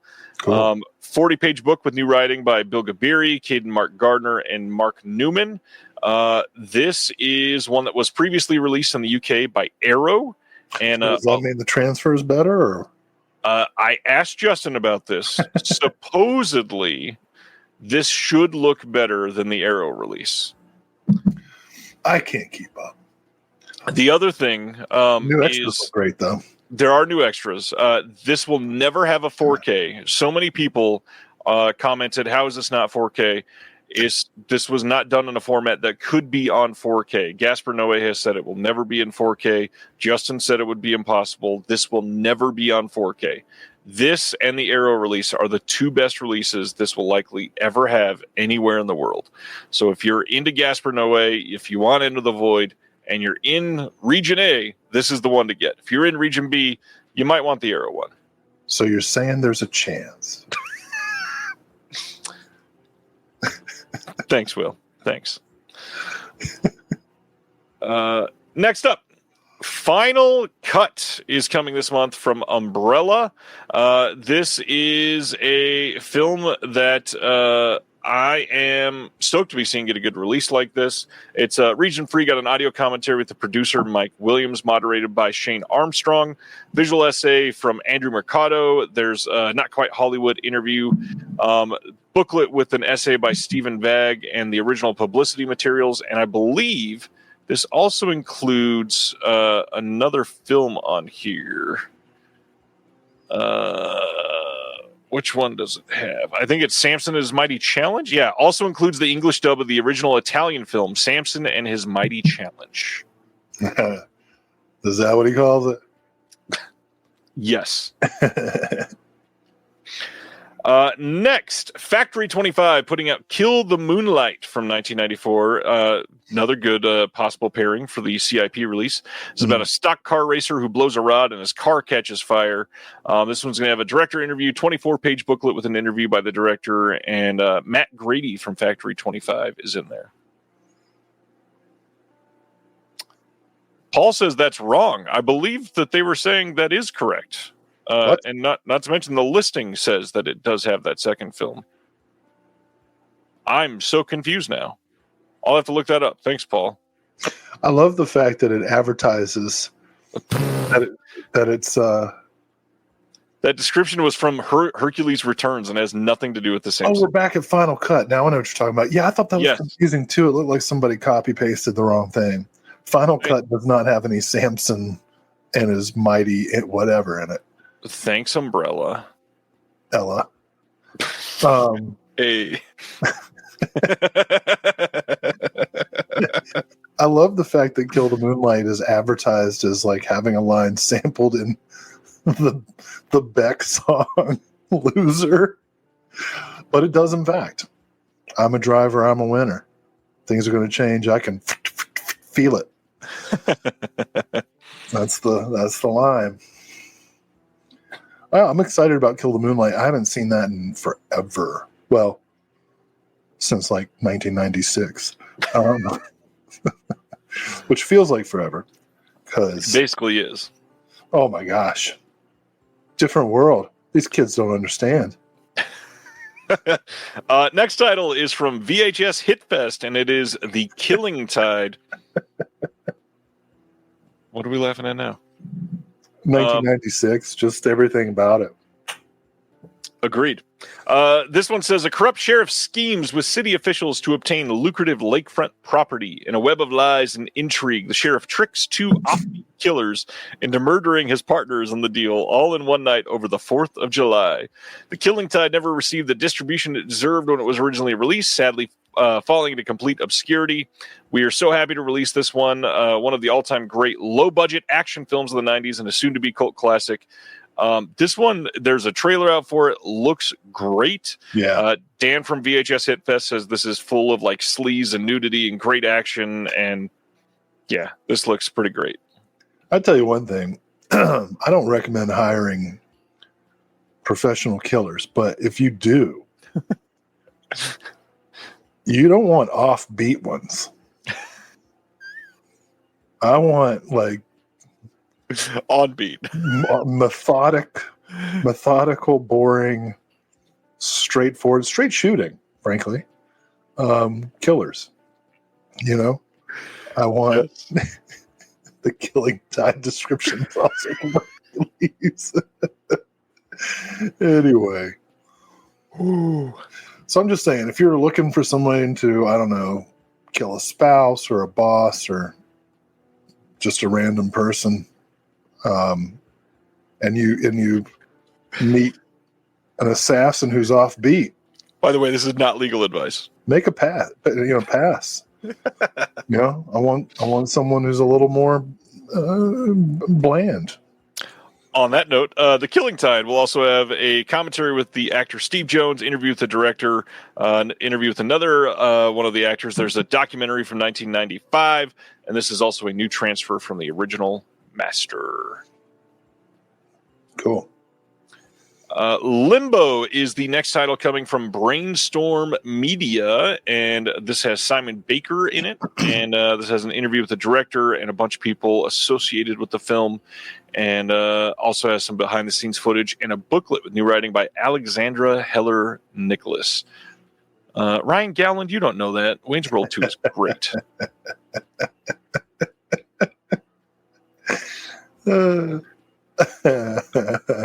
Next, Kim Stim is another brand new partner label making their debut this month. They are putting out the film Ma Mère from 2004. Kim Stim is a company that's released some films on their own, and I'm sure this will get them a lot more notice now. Ma Mère is one that a lot of people have been after for quite some time. This is a scandalous, notorious film. This is with Isabel Huppert, and it's got a trailer on here, an interview with the director. Anything on Ma Mère or Kim Stim there, Will?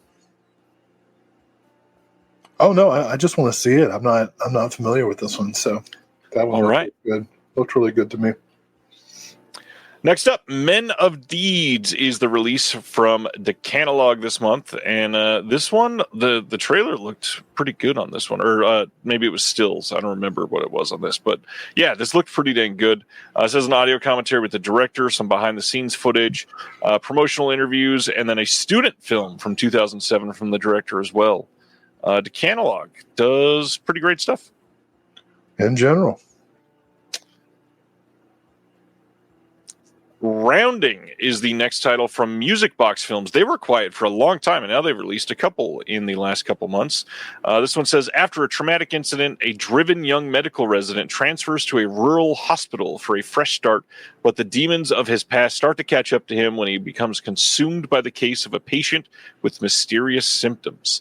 It says a feature audio commentary with the director and editor Mike Smith, behind the scenes, and a handful of interviews, deleted scenes, outtakes. And this one looked very interesting. Rural hospitals, man. It can be a tough go. Yeah, if you get a chance, you don't want offbeat hospitals. You probably want onbeat, methodical, bland hospitals. Let me tell you what.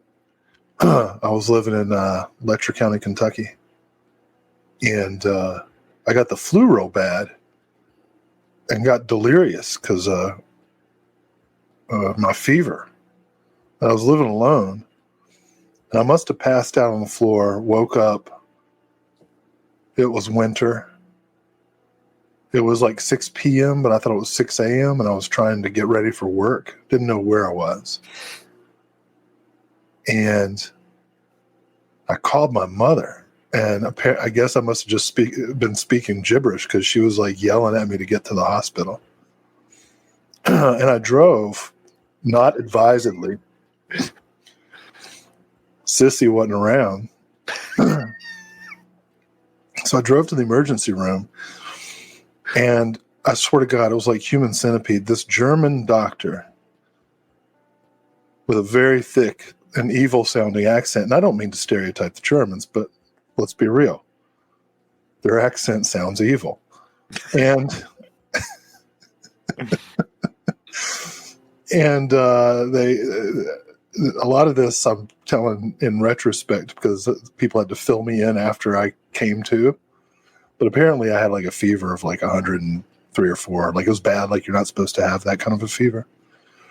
And they had to put me in an ice bath. And I do remember coming to in the ice bath, and this German doctor is talking to me, and he's complaining. Like he's not a native of Kentucky. He's from Germany. That's why he has the accent. And he's there doing some kind of residency that he has to do. And he's complaining about, the natives. He's like, they bring this on themselves. They should all just be left to die. And then he walks away from me. And I'm sitting there in this ice bath going, fuck, do I still have my kidneys? Is half of me being sold on the black market? Where's my leg? Rural hospitals, stuff can happen. And nobody will know. There's not a centralized reporting mechanism. They don't even have the internet. You know what I mean? Yes, I do. I really thought this was a jokey anecdote when you first started. No, this really happened to me. Everything I've just said is true. So rounding looks interesting. I mean, like, that's the kind of thing, that's the kind of atmosphere where I really get like, ooh, Kubrick lovers here. You just got Inflatable Sex Doll of the Wastelands. Oh, good for you. It's a good release. It's amazing, actually. Next, the film that we talked about at the top of the hour, Mark Terry, Samurai Priest, Vampire Hunter. This is got some names in it you'll recognize, like Tiffany Shepis. We already talked about it. 2 audio commentaries with Mark Terry and Mike Hoffman. We've got a featurette on the film Restoration and a bunch of extras on this. A lot more than usual on the ETR releases. And looks like a fun one. This one sold very well this month. AGFA releasing Scarecrow in a Garden of Cucumbers from 1972. This says, eternal trans icon and Warhol superstar Holly Woodlawn is a riot in Scarecrow in a Garden of Cucumbers, a long-lost comedy musical that has been lovingly restored by the Academy Film Archive. Holly stars as a small-town Kansas girl who tries to make it big, or at least find a roommate in New York City. One of the first features with a trans lead. This joyous Valentine to individuality features a supporting role from the Warhol scenester Tally Brown and cameos from Bette Midler and Lily Tomlin. This is region free, restored from the original film elements at the Academy Film Archive. Commentary with Jeff Copeland and Jackson Cooper. Interview with the producer, Henry J. Alpert, and then a bonus movie, Gums, from 1976. This is a Jaws parody from the director, Robert J. Kaplan, that was preserved from a 35mm print, courtesy of Vinegar Syndrome. There's a booklet with essays in it. Yeah, this was a absolute must. Yeah, it looks great.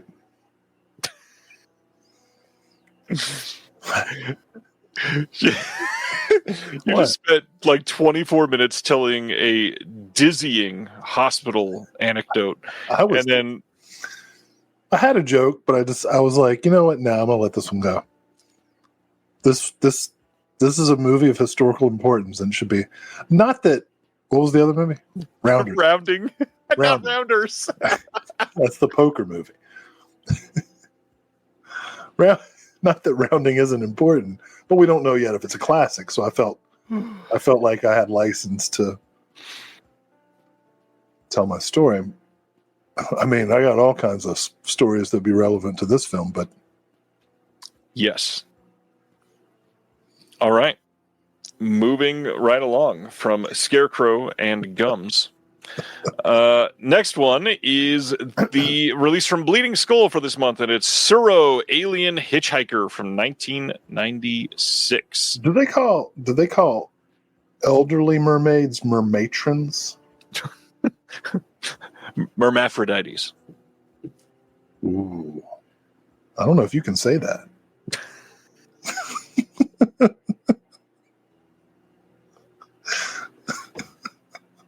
You took that from the complete innocent way that I meant it and made it so different. Okay. Let's talk about Suro. Suro. Okay, it is hard to see tonight. If the B-52s collaborated with Negativland on an alt-Earth version of Star Trek, it would feel a lot like Suro Alien Hitchhiker, a mixed media hallucination from filmmaker Patrick McGuinn. The story follows Paul, a skeptic who embarks on a spiritual, emotional, and sexual metamorphosis with an extraterrestrial named Suro. Awash in LSD-tinged visuals, a pulsing acid house soundtrack, this is a beautiful synthesis of experimental video art and queer exploration. Was this the movie that was in Dirty Work?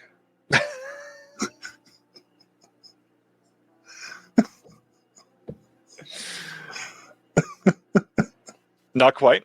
Commentary with the director, moderated by Annie Choi from Bleeding Skull. Bonus movie, Desert Spirits from 1994, restored from the original 16mm elements.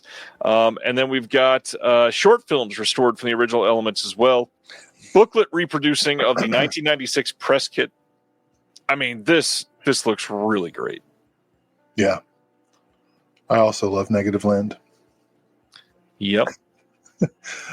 And B-52s. I saw them in concert right before the pandemic.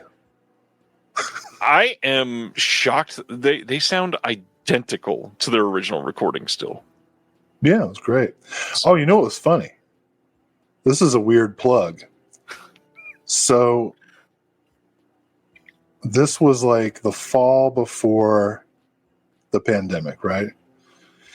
And B-52s were doing their last tour with Berlin and Orchestral Maneuvers in the Dark. And so we went to see it, and it was great. And I happened to be wearing the Vinegar Syndrome Black Flag bars with the instead of the bars, it's the film strips. And this dude walks by me, and he's like, "Yo, Black Flag." And I'm like, am I about to get beat up at a B-52 show? and I was like, yeah. I butched it up, and he's like, they're coming to Greensboro. And I was like, what?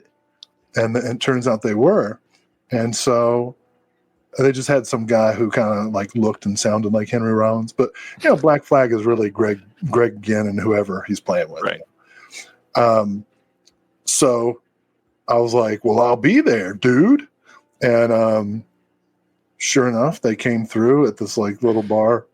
It was called the Blind Tiger, and then a bunch of people got murdered there, and they changed the name, I guess, to make people forget.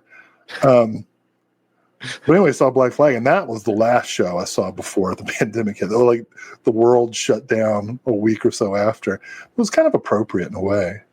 Did they change the name to the Blind, Deaf, and Dumb Tiger? No, Hangar 1819. I don't even know what it means. It's a Megadeth reference. Oh, okay. I saw Deicide there, though. A little heavier. I don't know if Megadeth can handle that shit. Probably not. Next up, Connie putting out Tokyo Uber Blues from 2021. This says, unemployed in the wake of the pandemic, 26-year-old filmmaker Taku Aogi decides to try his luck in Tokyo. Short on worldly possessions but a bike and a phone, he becomes an Uber Eats rider. Now he can decide his own hours and is free to choose when to take orders, but pedaling through deserted streets, delivering boba tea to cloistered condos, he starts to wonder, what was it that Ken Loach said about the Uberization of society? First of all, way to go, Ryan Gals. Ministry are having a renaissance. Somehow, Al Jurgensen found the fountain of youth and just, he looks kind of like Mumra from Thundercats now, but like in a good way. And check out Ministry's like new re-recordings of their early synth pop stuff. It sounds fantastic. But anyways, Tokyo Uber Blues.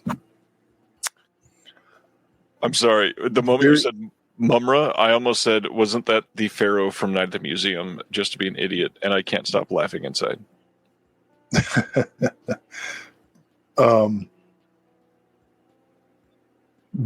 old version of Mumra. But like he looks good. He looks good, and he's got a good sense of humor.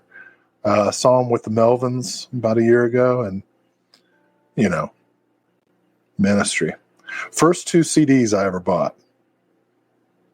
Right? CDs. So this is 1991, 92 for me. I was you were what, 28, 29? I was like 12, 13. So 90, 91. My Life with the Thrill Cult, Sexplosion, and Ministry, Psalm 69. Those were that's it. That explains everything. Yep. It really does. You got the theatrical cut on this disc, introduction from the director. There's a TV cut on here that's 52 minutes long with an optional audio description. We've got The Road He Walks, a story of Hikun, that's 47 minutes. Performance of Tokyo Uber Blues by the composer, theatrical Q&A. Jack's trying to I just got you. I got well actually. Ask me how many songs I can name. Name 3 songs. There's also a booklet in the Connie release. Hey, I didn't mean to take attention away from Connie because they're one of my favorite of the labels. Yeah. This is automatic. Any Connie release is automatic for me. And this looks pretty cool. Great looking slip too. Good, really good art. Yeah. Next, we got a couple catalog slipcovers. First one is Shiva Baby from Utopia, a film Shiva. that She's not stabbing you. Yes. Shiva. They say Shiva in the film. They say Shiva in because it's... Oops. Yep. You're right.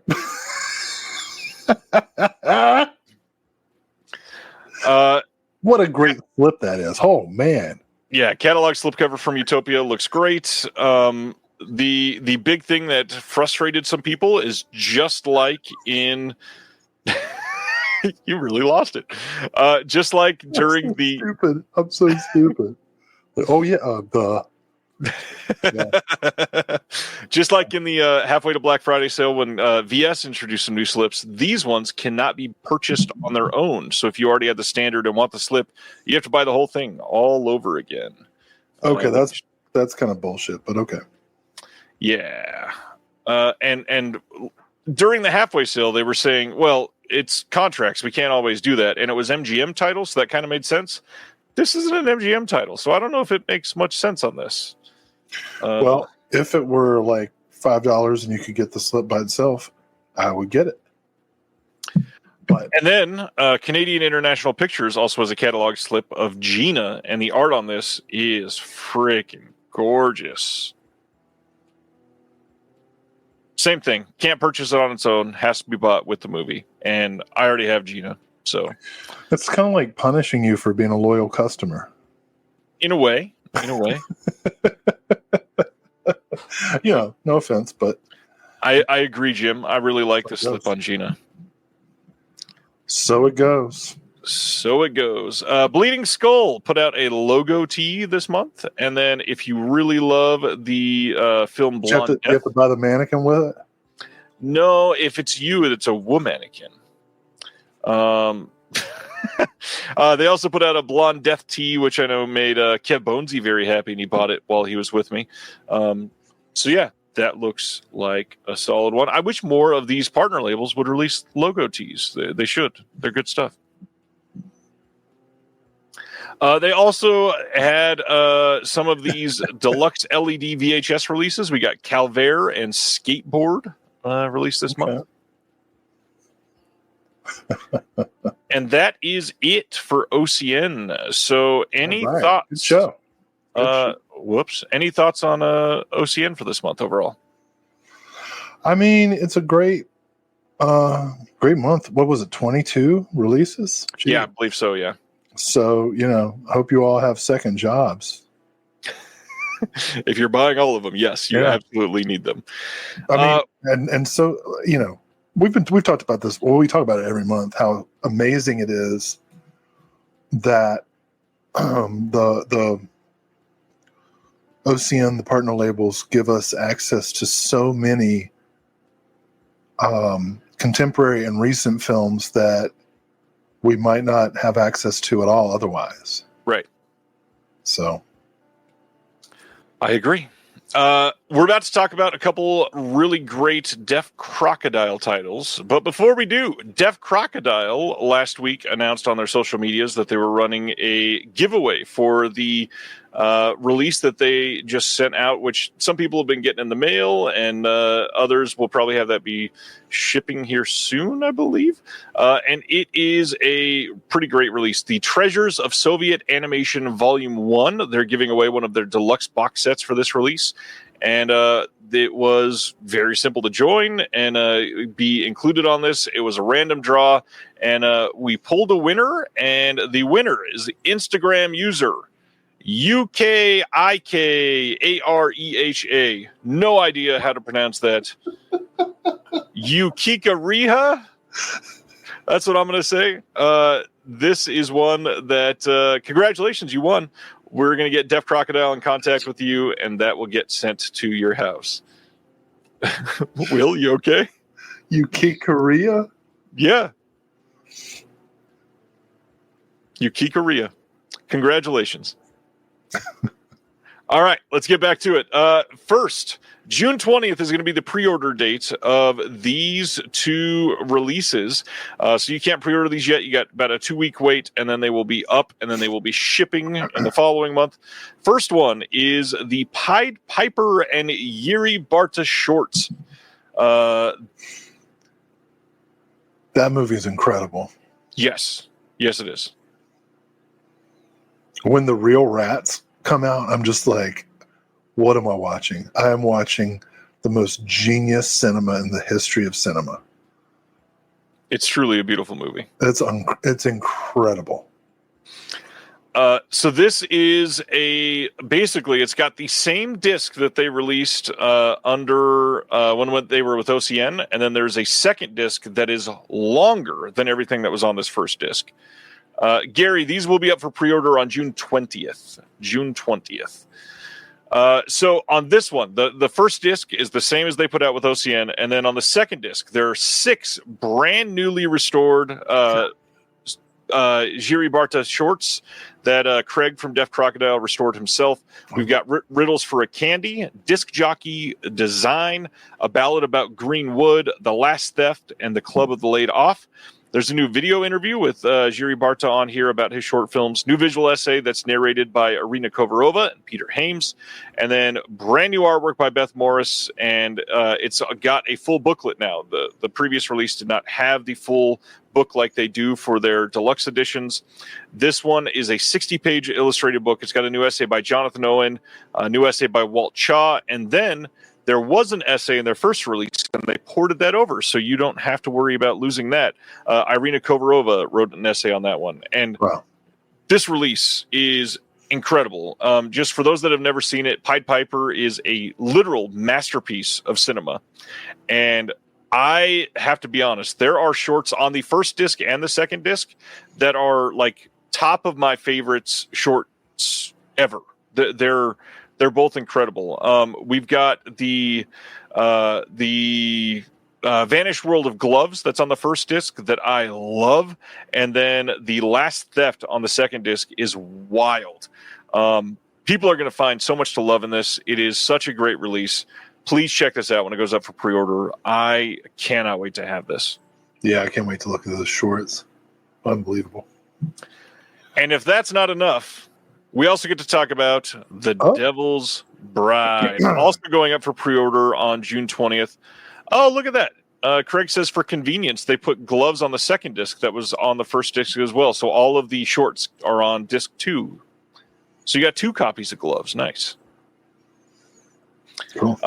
So The Devil's Bride, this is going up for pre-order on June 20th from Deaf Crocodile's Well, deluxe edition box with incredible art. This is from 1974, and it's a Lithuanian rock opera.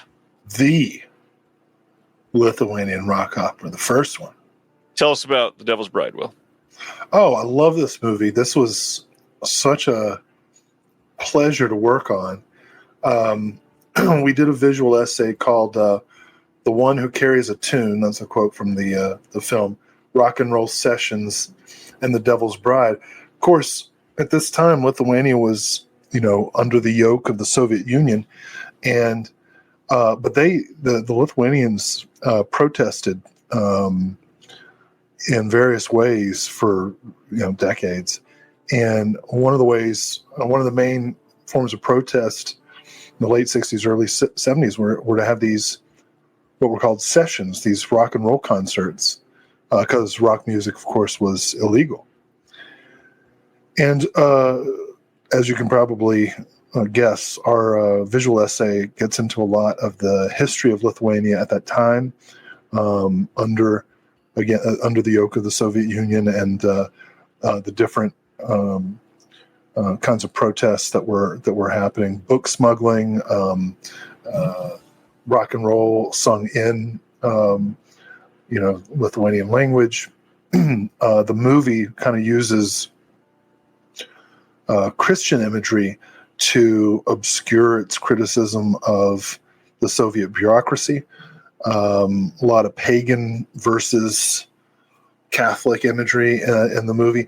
Every word of the movie is sung, and the songs are pretty amazing. It's gorgeous. It's shot, in this beautiful countryside, the mountains, the forests. From frame one, literally, the film opens and you're taken by the setting. It's compared sometimes to Jesus Christ Superstar, because that film had just been shown in some limited context in Lithuania, and it really kind of inspired, along with just rock and roll in general, smuggled records and listening to Radio Free channels. I can't recommend this one enough, whether we worked on it or not. It's just such an important historical document and such a really strange and unique artistic achievement. This was happening at the time that really tragic protests. I mean, people were self-immolating in protest of the Soviet Union, and their deaths were being covered up. In fact, it wasn't until the early 90s that some of this history was uncovered for the first time. So you'll see some of that in the extras. to give context to the film. But no, the more you learn about that context, the more amazing the movie becomes. It's true. So this has a new interview with Monica Edgar on here about her father's career, who is the director, Runas Sabrunas. We've got a new video interview with Lithuanian film critic Ieva Sukti about the history of Lithuanian cinema. Our visual essay is on here. There's also an audio commentary that's not listed here that is on the disc by Michael Brook, incredible Eastern European essayist and commentator who does this quite often. We've got, in the deluxe edition, you got a 60-page book with writing by Alexandra Heller-Nicholas and Walt Cha, and some rare production artwork and photos. But again, beautiful movie. There's comparisons to Ken Russell in the description. There's so much about this that I could recommend. It's we said the same thing about Sirius. This is definitely a sumptuous film. This whole movie is a visual feast. It's got a couple really funny sight gags that it does in a couple scenes, but it is beautiful storytelling. I'll tell you one thing, man. And I'll say this knowing Craig is listening too, because this is a fact. Anybody who feels like they don't know enough about world history should get involved with Deaf Crocodile, because I think I've read more books in the past year and a half about about world history than my entire life up to this point.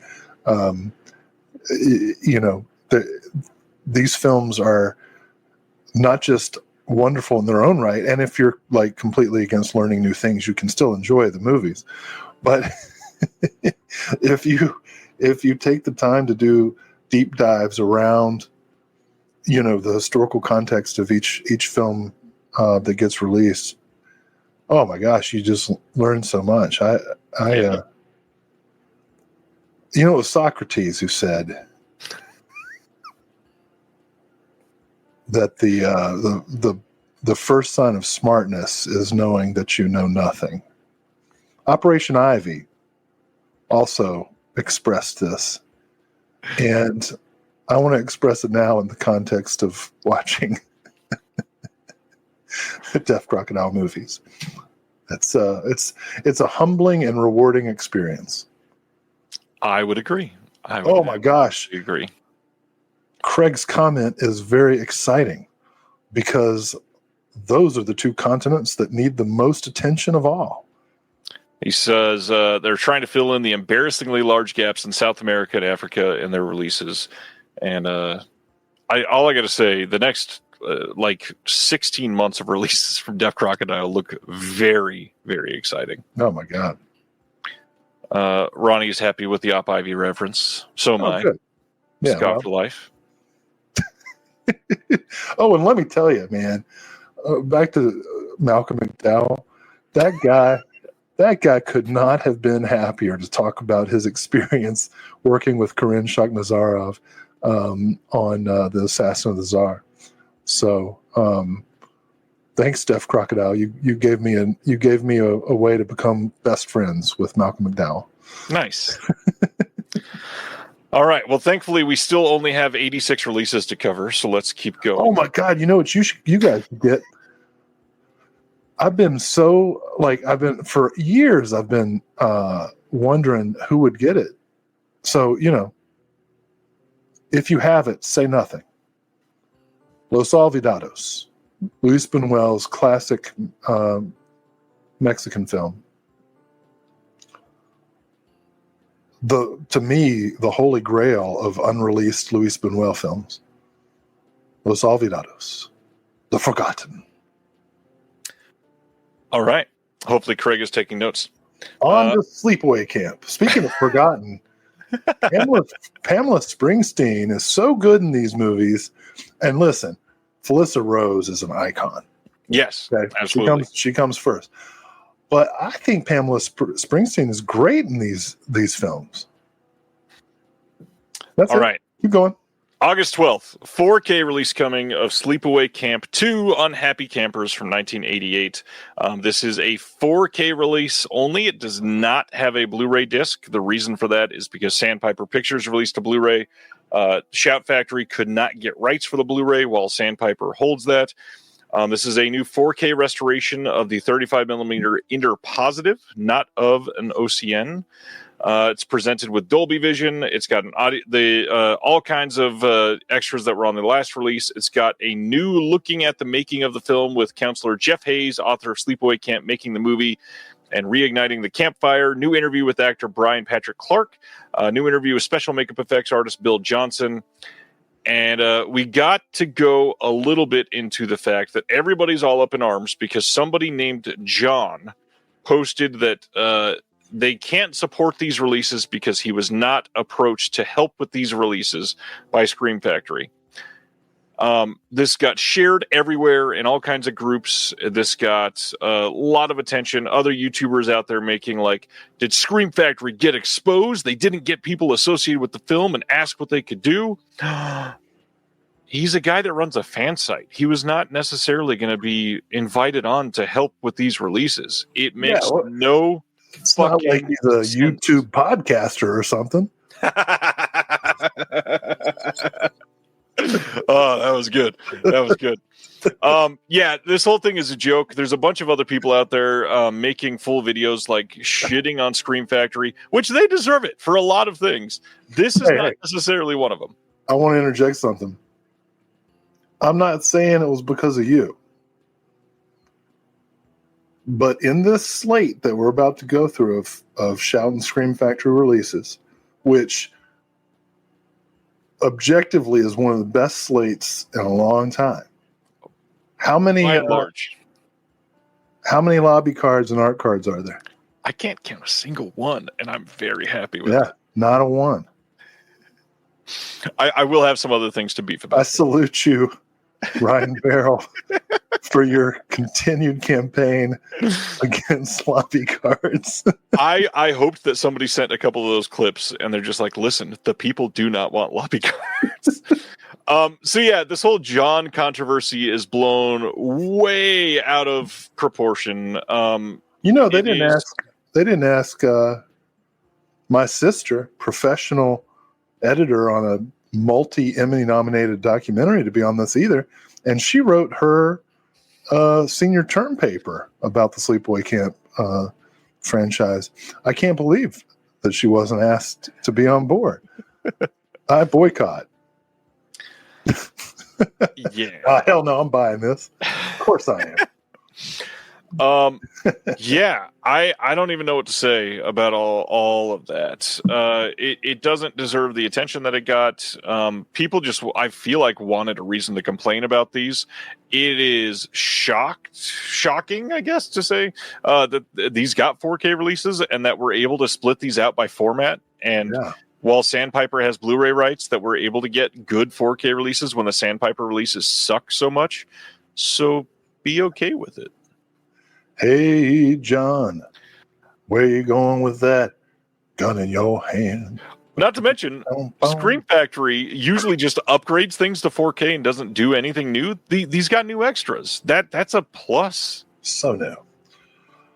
You know what, though? I feel like we're piling on, and, that guy's a human being. And what's he guilty of? Caring too much. And I'm not going to fault him for that. I would be disappointed, too, if I ran a semi-popular fan site and wasn't approached to be on the disc. So I just want to say to the camera, John, if you're out there, I know we just made a bunch of jokes, man. It's part of the format. Don't take it personal. I get it. All right, Camp 3. Michael J. Pollard, dude. Michael J. Pollard, Sleepaway Camp 3, Teenage Wasteland, also coming on August 12th on 4K. Again, no Blu-ray disc. This does have a new interview with songwriter-performer John Alton. That's it. Nothing else on here is new.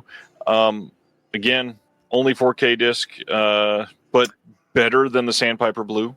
Fun fact, the movie was originally called Sleepaway Camp 3 Baba O'Reilly. But they found that nobody knew what they were talking about, and they changed it. Such a good joke. Thank you. Wow.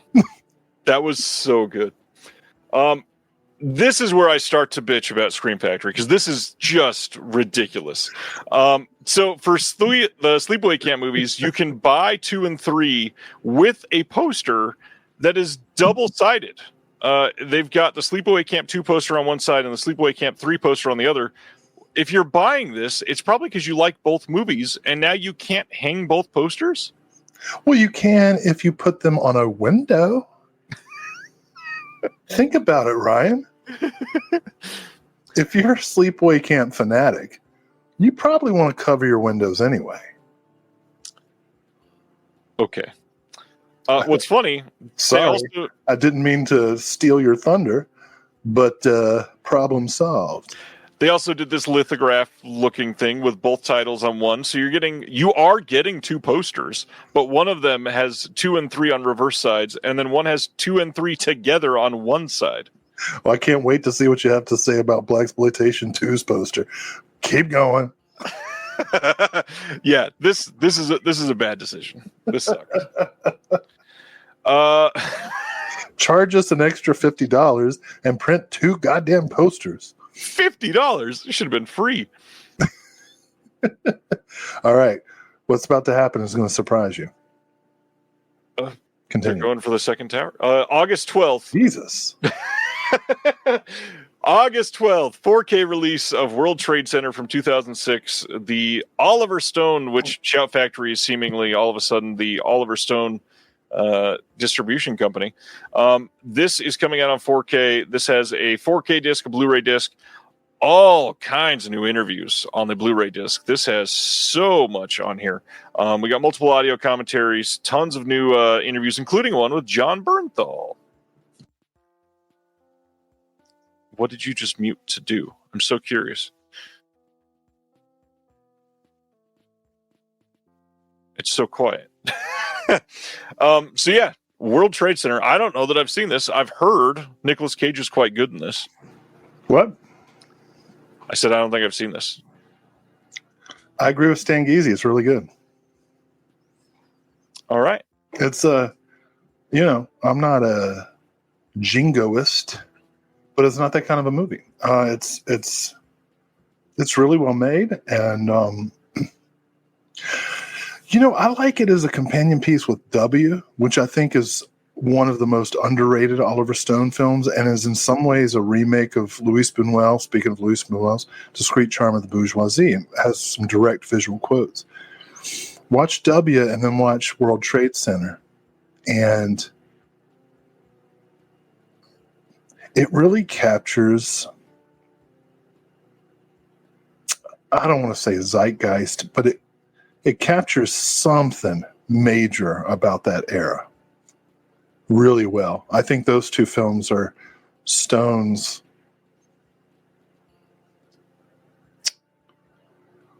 last uncontroversially really good movies. I'll say that. All right. Next is we are getting a wide release now of Drag Me to Hell, the 4K Steelbook, and The Strangers, the 4K Steelbook. These were both previously Walmart exclusive releases.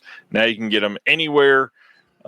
Shout Factory just kind of toying with everybody on these. A lot of people getting upset with how they're doing Steelbooks. I'm not buying them really, so I get it. But I mean, we're going to see in just a minute one of the crappy things they're doing. But yeah, now you can get this anywhere. But let's talk about that Blaxploitation Classics Volume 2, because this is coming in 4K. Okay, yeah, I like Drag Me to Hell. Continue. We already talked about it when it got previously released. I know. August 19th. This is the second box set already. The first one is just shipping to everybody, and this one has. Yes. The titles. Foxy Brown. Why don't you go through them then? I can't see it. Here. It's too small. I got to go full screen, but then I won't be able to see the chat. Okay.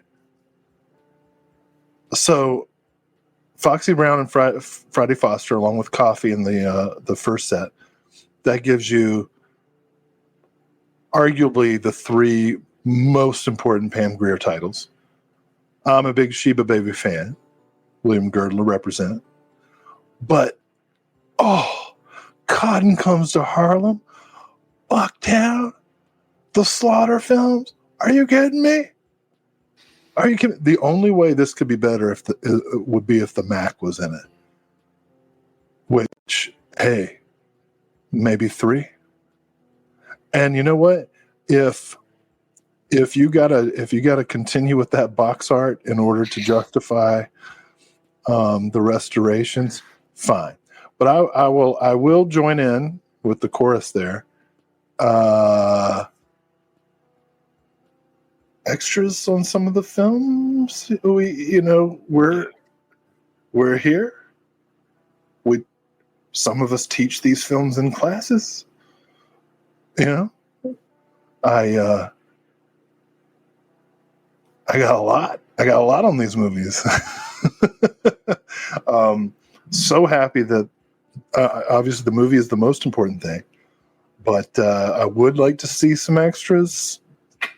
I don't like to say extras. I would like to see some supplementals, some extensions, some contextual material. But yeah, obviously this is an immediate purchase. And the price on the Shout website is, again, absolutely reasonable for what you're getting. Yeah, like $22, something like that for each per 4K, yeah. Basically. But the poster, though. I don't. The back of the poster is kind of silly with the 6 mini posters and Blaxploitation Classics Volume 2. That is kind of silly. I do think it's hilarious that everybody complained about the artist on the first box, and they said, you know what, fine, you're not getting any art moving forward. But the supplemental features is really the biggest thing here. The fact that we get nothing new, and yet they literally port over essentially all that they could on these barely cobbled together Blu-ray releases that came out previously. So we've got like a commentary with Jack Hill for Foxy Brown, which great. Good. I'm glad that's there. It should be carried over. Nothing wrong with that. But we should have we should have new stuff. Yeah, as you go through, I mean, there's nothing on Cotton Comes to right. There's nothing on most of them. The documentary looks great. Part 2 of the documentary. But yeah, all of these films deserve, at the very least, a commentary. And I don't know.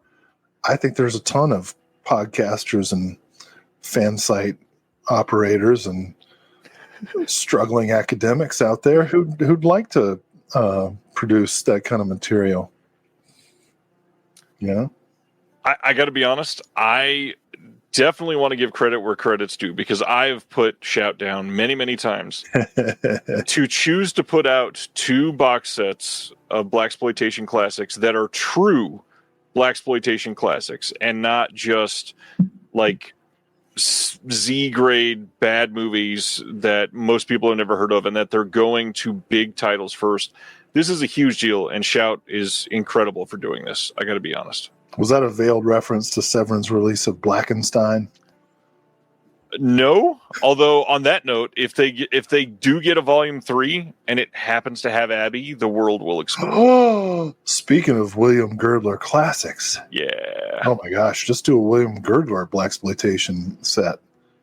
They would only have 2 movies in it, but it'd be good. All right, so that's Blaxploitation Classics. Uh-oh. It's also time to talk about Deathstalker and Deathstalker 2 coming in the most surprising 4K release from Shout ever, probably. August 26th, in a 4K double feature of some Wynorski verse stuff. Well, the only surprising thing is that you've poisoned the well with Shout so much that they ignored the Wynorski stan that has been knocking on their door for years. Deathstalker 2 is probably Wynorski's best movie. Deathstalker 1 is a vestigial earlobe that cannot be sliced away. I don't care for the first Deathstalker. It has nothing to do with the second Deathstalker.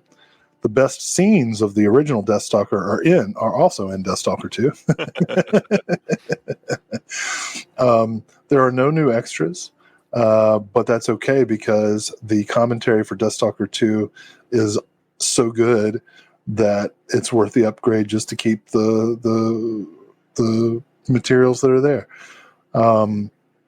This is one of this is like the third Wynorski 4K upgrade, along with Return of Swamp Thing and I think something else. Yeah, I think it's the third. So it's definite for me.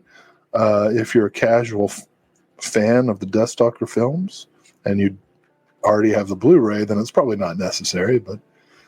But I prefer to see my Wynorski films in as sharp definition as possible. In 2160p.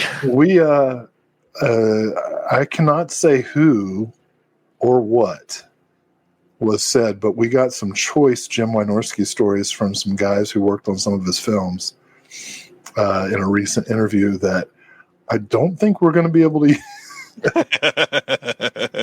I think they meet the legal definition of slander, but they were pretty funny stories. Yeah. Anyway, this is a happy day. Deathstalker 2, Duel of the Titans. If you've never seen it, please do. Next up, we've got our first single title from the Hong Kong Cinema Classics line that Shout is doing. They had the Jet Li box set that they previously announced. Now, August 26th, a 4K and Blu-ray dual format release. You're welcome, world. I manifested 1987's City on Fire. I manifested this. I take credit for this. How's that? It was in my wish list that I did on the New Year's. Oh, nice. Yeah. Yep. Ringo Lam directing, Chow Yun-fat starring. City on Fire is one that has been wish listed thousands of times over the years until Will did it and manifested it. So thank you. This is great. This is great too. If you've ever seen Reservoir Dogs and you want to see the good movie that they describe, this is it. So we got our first glimpse at what they're going to do to treat these single releases like. First, we got a new audio commentary with Frank Jang and FJ DeSanto. That's great. The Blu-ray disc is going to have new subtitles. That's on the 4K disc as well. I don't know why I said it like that. It's got that brand new commentary and then a new interview with the screenwriter Tommy Sham. New Hong Kong Confidential Inside City on Fire with author Grady Hendrix, which is going to be great. Interview with Rick Myers, and then an interview with Kim Newman. Lots of stuff on this disc. I'm glad they are treating these well, it seems like. I mean, this looks great. It's got like one of the original posters on here. I know some people in the chat here don't love the cover, but second one purchase looks like a non-region one Blu-ray. Yeah, because it's original poster art. Yeah, this is incredible. I really like the movie. It's one of Ringo Lam's best. So now, again, this is not a dig at Shout, but we got to have the conversation because we did get the announcement that Arrow bought the rights for these over in the UK. And so Arrow is going to be releasing almost every single thing that Shout is releasing in the US. And a lot of people prefer Arrow's packaging / art choices / if we don't know if they're going to be identical extras. For me, I'm probably going to wait for an Arrow release on City on Fire. Can't let it go, can you? I can't. Those lobby cards have poisoned the well. But they got rid of lobby cards. Why are you holding them to the past? Because they've ruined so much with that cardboard. You just can't forgive. I can't. That's sad. All right. Next up, if that's simply not enough, Shaw Brothers Classics Volume 7. Volume 7. When this box set gets released, they will have we're up to I think it's like 89 films from Shaw Brothers that Shout has now put out, which is insanity for how quickly they've done that. That's like 69 plus 20. Right? Nice.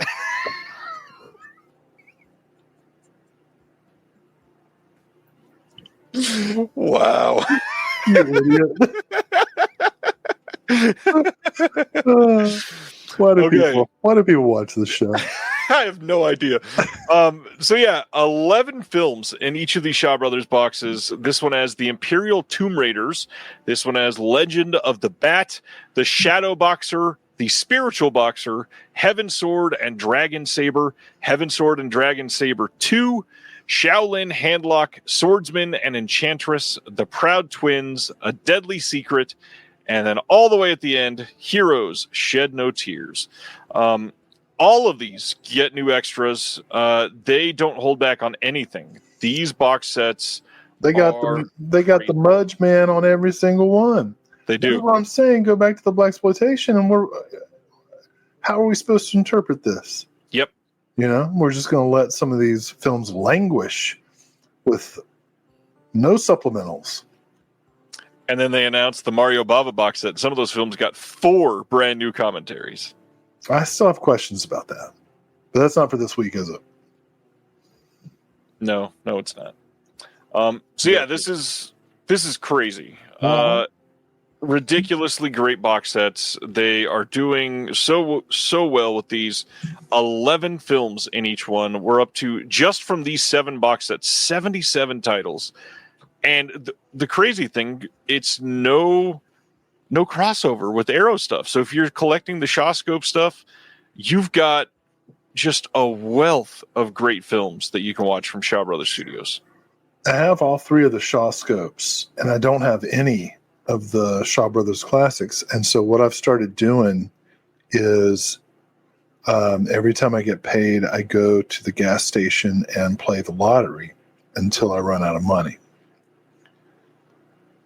And eventually, statistically, I have to win.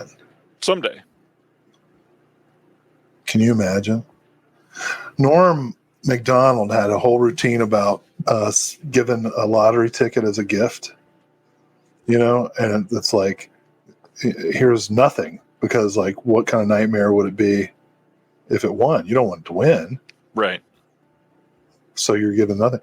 And I always thought of that, like in my old job, for the first like 4 or 5 years of it, the department head in December would give everybody a lottery ticket as a gift at the end of the semester.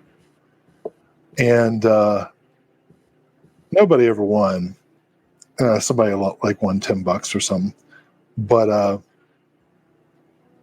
every year I hoped and prayed that I would win. And if not me, then somebody.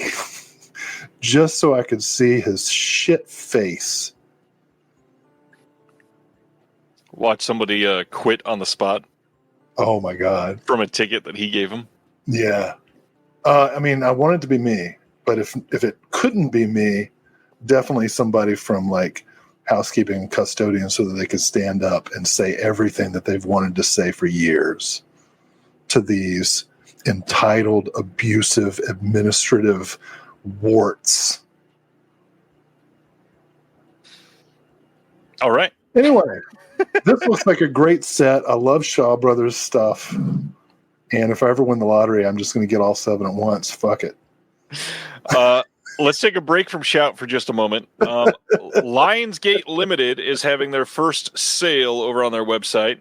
It is a Father's Day sale. It is happening now. They've got 5 releases on sale. That's it. The 5 that you see in the picture. We've got The Conversation, The Third Man, Reservoir Dogs, You're Next, and Den of Thieves. Now, for a lot of people, this was very overwhelming because this was not a great sale. It's 40% off of MSRP, but for like The Conversation, it brought it down to I think $60 from $80. For Reservoir Dogs, it brought it to like $24, $25. But the other ones, like Your Next, is $35. It's like what a steelbook should be, basically. So a lot of people just not happy with the prices. But now Lionsgate Limited is willing to put some of their stuff on sale. So it's not necessarily a have to jump day one sort of thing, but also some of their titles have gone out of print. So if it's something that you want, you might want to check it out sooner than later. Back to Shout, though. Father's Day, the holiday where you get yourself a present. Thanks, me. August 12th. Just so you know, I bought my own card today. Ouch. August 12th, Shout Factory is doing... You know what's going to be funny? I'm going to have to fill it out myself, too. Good Lord. August 12th, Shout Factory is doing an Amazon exclusive 4K steelbook for John Carpenter's Ghosts of Mars. Mexifunk. Much maligned. Mexifunk is the one that did the art for this, and just like the film, the art is much maligned. Most people seem to hate this. It looks like that one season of Walking Dead. I'll admit that. Well, if that's not enough to get you enticed, they're also doing Prince of Darkness, a 4K steelbook. Same artist, Mexifunk. Well, no, that's misleading. Just a little misleading about the film, yeah. I feel like the artist didn't necessarily watch it all the way through. That is possible. But at least they're not advertising it as sampled in Marilyn Manson. And starring Alice Cooper. Co-starring. Yes, that was the joke. He absolutely does not star in that movie. So here's the thing. A lot of people are steelbook fanatics, steelbook collectors. For Shout, releasing a 4K steelbook months later, or even like 2 months later, kind of sucks. If you're going to put out a steelbook and the regular release of the film, do them both at the same time so people can make an informed decision. That is what some people want to do. Yep. Well, I'll say Prince of Darkness, great movie. Ghosts of Mars, not a great movie, but worth another shot. Mutual friend of ours, Mr. Stan Geezy, doesn't seem to like Prince of Darkness. I love this movie. We diverge, Mr. Geezy. I didn't love this movie until I saw it on the big screen. This one absolutely changed my feeling on it. Speaking of feelings... Oh, my God. September 15th, Curzon over in the UK is releasing a giant Michael Haneke box set. This is a 14-disc Blu-ray collection containing Michael Haneke's entire feature filmography, plus newly restored TV works from the acclaimed director. You've got all of the same films that are on the Umbrella set, and the inclusion of the U.S. film of Funny Games that he remade of his own film from 2007. It will have different extras than the Umbrella release. This does have the additional movie. It is a 14-disc set, just like the Umbrella release, oddly. And this one likely will be Region B locked, even though Umbrella will likely be region free. I'm just curious what is holding up the rights with Funny Games US in the rest of the world. UK is the only one that's ever been able to get a Blu-ray of it. So very, very curious. I got a story about that, but I tell you, man, usually when I pay to have my emotions toyed with, I have to promise not to look her in the eye. And so I like that I'll be able to buy this and look wherever I want. Funny Games, I think I told this story at some point in God, how long have I been on this show? 2 years? 3? At least 2.5 hours, yeah. No, year. Oh, yeah. 2.5. So in the year 2008, right? That's when it came out, right? Funny Games, 2007. 2007? Yep. Okay. I was in San Francisco for a conference, and I was supposed to go to this conference with my old college mentor, Jeff. And Jeff was unable to attend because he had gotten sick and was in a coma. And they thought he was going to die. And So I went by myself, and I was feeling a little unsure about what was going to happen in life. So I went to the conference and I gave a presentation, which, by the way, was on Texas Chainsaw Massacre Part 2. And this was the conference where I met my now longtime friend and co-writer Christopher Woofter. But anyway, I was there by myself. I didn't know Chris yet. We glanced at one another longingly, but hadn't really been introduced. And so I was just wandering around San Francisco. Had never been there before. Was kind of surprised at how fishy it smelled where we were. Anyway, I guess it's like a port. I don't know. It's by the sea. And so I went to a movie theater, and I was like, well, I guess I'll watch a movie. And it was Funny Games, the remake. And at that point, I hadn't seen the original. So I watched the remake and was like, fuck, this is cool. And then I got out, and it was still daylight, and I was like, well, shit, I want to see another movie. And the only one playing at just the right moment for me to sneak in was Adam Carolla's The Hammer. Have you ever seen that? Thankfully, no. No, it's actually pretty good. And I know what you're saying, what you're thinking. Adam Carolla has weird opinions. But but the movie turned out to be actually pretty good. I recommend The Hammer. I recommend The Hammer. I don't recommend it as a double feature with Funny Games, since The Hammer is a boxing comedy. But it has one of the all-time great scenes where Adam Carolla and oh shit, what's her name? Jimmy Kimmel. No. Jennifer Beals. No. The funny Sarah Silverman. No, stop it. Best in Show. Jane Lynch. Great scene of Adam Carolla and Jane Lynch in line together at LeRose or Home Depot, having a discussion over which types of nails to use when constructing an outbuilding. Anyway, I get back home, and Jeff has come out of his coma, and they thought he was going to die so much that the priest was there to do last rites. Came out of his coma. I went to see him in the hospital, and the first thing that sumbitch said to me was, "How much do I owe you for the hotel?" And I love that guy.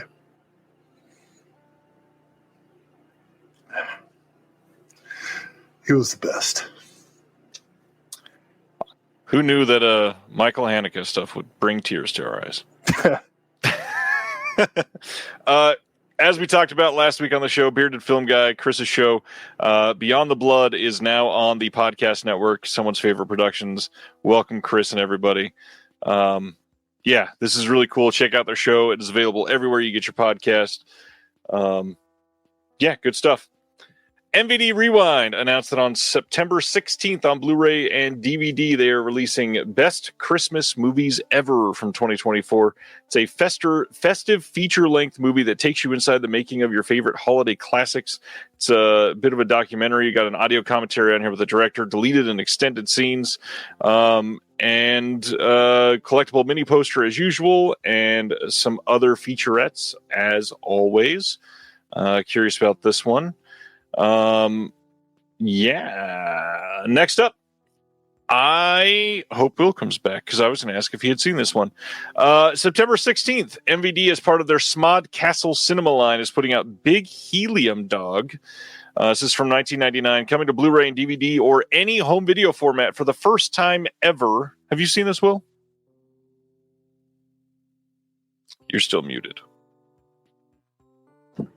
Wow, he's got tits. I love how that's how you come back. Hey, we got a brand new HD transfer and restoration of the OCN. Yeah. Commentary from Brian Lynch. This is a Smodcastle film, executive produced by Kevin Smith. Oh, I see. We got multiple commentaries on here. Introduction by Kevin Smith and Brian Lynch. Q&A with the writer and director. Cast audition footage. All kinds of stuff. Yeah, I definitely want to see this one. Look how many commentaries this get. Cotton Comes to Harlan. 0. That tells you what Hollywood hasn't changed a bit. You are right. July 22nd, Madagascar, the DreamWorks animation film Madagascar from 2005, getting a 4K release from Universal. It will have Dolby Vision and HDR, Dolby Atmos, all of the ported over special features. Nothing new on Madagascar. Well, in that case, I'd like to move it along. As we did. That was good. Reminder that Odyssey Movies that just opened back on Mother's Day, they are still running their first month 10% off promo. So go to odysseymovies.com. And if you sign up for their rewards program, you get 80 reward points already in your account for free. So you only need to spend $50 to get your first coupon. Free shipping on 3 or more items packed in a box for collectors and all that fun stuff. Really good prices.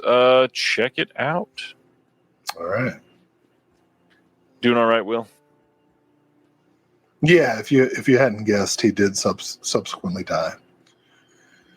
And I wish he hadn't. Yeah. Yeah.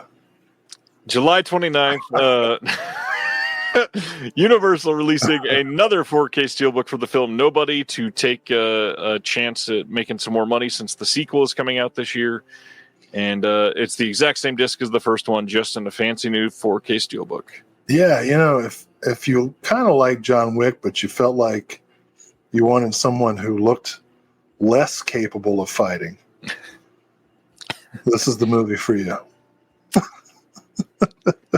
And then even then, almost 5 years later, they'll film a sequel to it when he's even less capable. Better call somebody else. That's pretty good.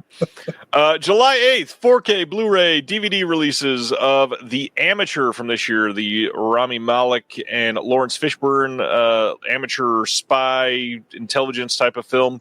Heard this was pretty decent. Have not seen it. It's actually got some good extras here. Fox giving a trailer for that recently. Giving a 4K release to this is pretty surprising. Well, the premise that he would win a fight is pretty surprising. That's true. That's true. Wasn't he like a data analyst and he can't get anybody to help him? So he's like, fuck it, I'm going to become first impossible. Somebody had to kill his wife first to get him to Hulk up. Yeah. I don't know. I don't know if that would be most guys' reactions. All right, we only have 86 more announcements tonight, so here we go. How many more for real, though? A lot, still. Really? Oh, yeah. Jeez. Well, I guess I should stop being entertaining. We still have 30 left. August 12th, Blu-ray coming to the U.S. Still watching? Tons of people still watching. They love you, Will. Well, that's on them.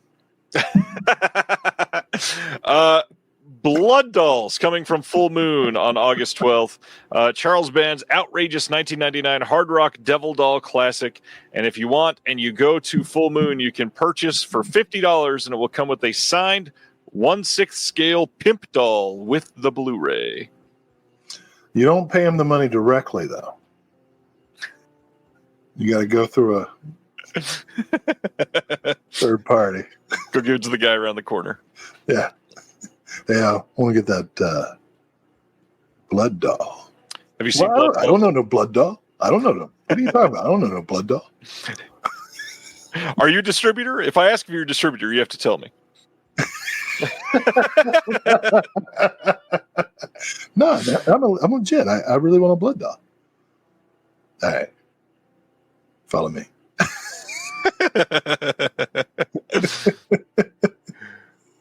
Yeah. You want some heroin? Why? I mean, I know it's Charles Band, and that's the answer here, but it literally says "Act Now" I love that. on a Blu-ray promo. I love that. It's meaningless, but we know what it means. It's like that basically is the Charlie Band signature. John Carpenter once said that if there was an apocalypse, he was sure that two species would survive: cockroaches and Charles Band. I think it was a compliment. I don't know. But either way, he'll still be around. Wow. June 24th, Jenga Films is releasing the Bunny game. Normally, I don't post many things from Jenga Films, but the Bunny game is one that people have been wanting a good Blu-ray release of. This is Adam Rehmeyer, who also did... Why? What? Is this the movie I'm thinking of? Probably. The torture movie? Yes, it is. Yeah. Oh, where's the 4K? Adam Rehmeyer has gotten popular because his last two films have been incredible. He did Snack Shack and he did Dinner in America. Both are incredible. And now you can get his 2011, very different than those two film, The Bunny Game. Yeah, this one, if you're a fan of Bob's Burgers, but you wish it were darker, this is your chance. Oh man, does that mean it's inspired by Louise Buñuel? People listening on the podcast aren't going to get that, but people who are watching are going to be like, "That was funny." I'll cash it in. Did you read it? I'm just kidding. I was kind of against this, but I had somebody suggest it. I put up a shirt with a different logo for the Disconnected for Pride Month, and forever this is going to be available on the shop, and all proceeds from this always will get donated to the Trevor Project in full. So if you check this out, all of it goes donated. Nothing coming back to me, and I'm going to be doing what I can to add more to it every single time. So this is for the blue days. The ladies and gentlemen. The four days. The 4 day. Wait. They all got 4 day upgrades. I hope so, because they deserve it. Listen, look, I want to be serious for a second.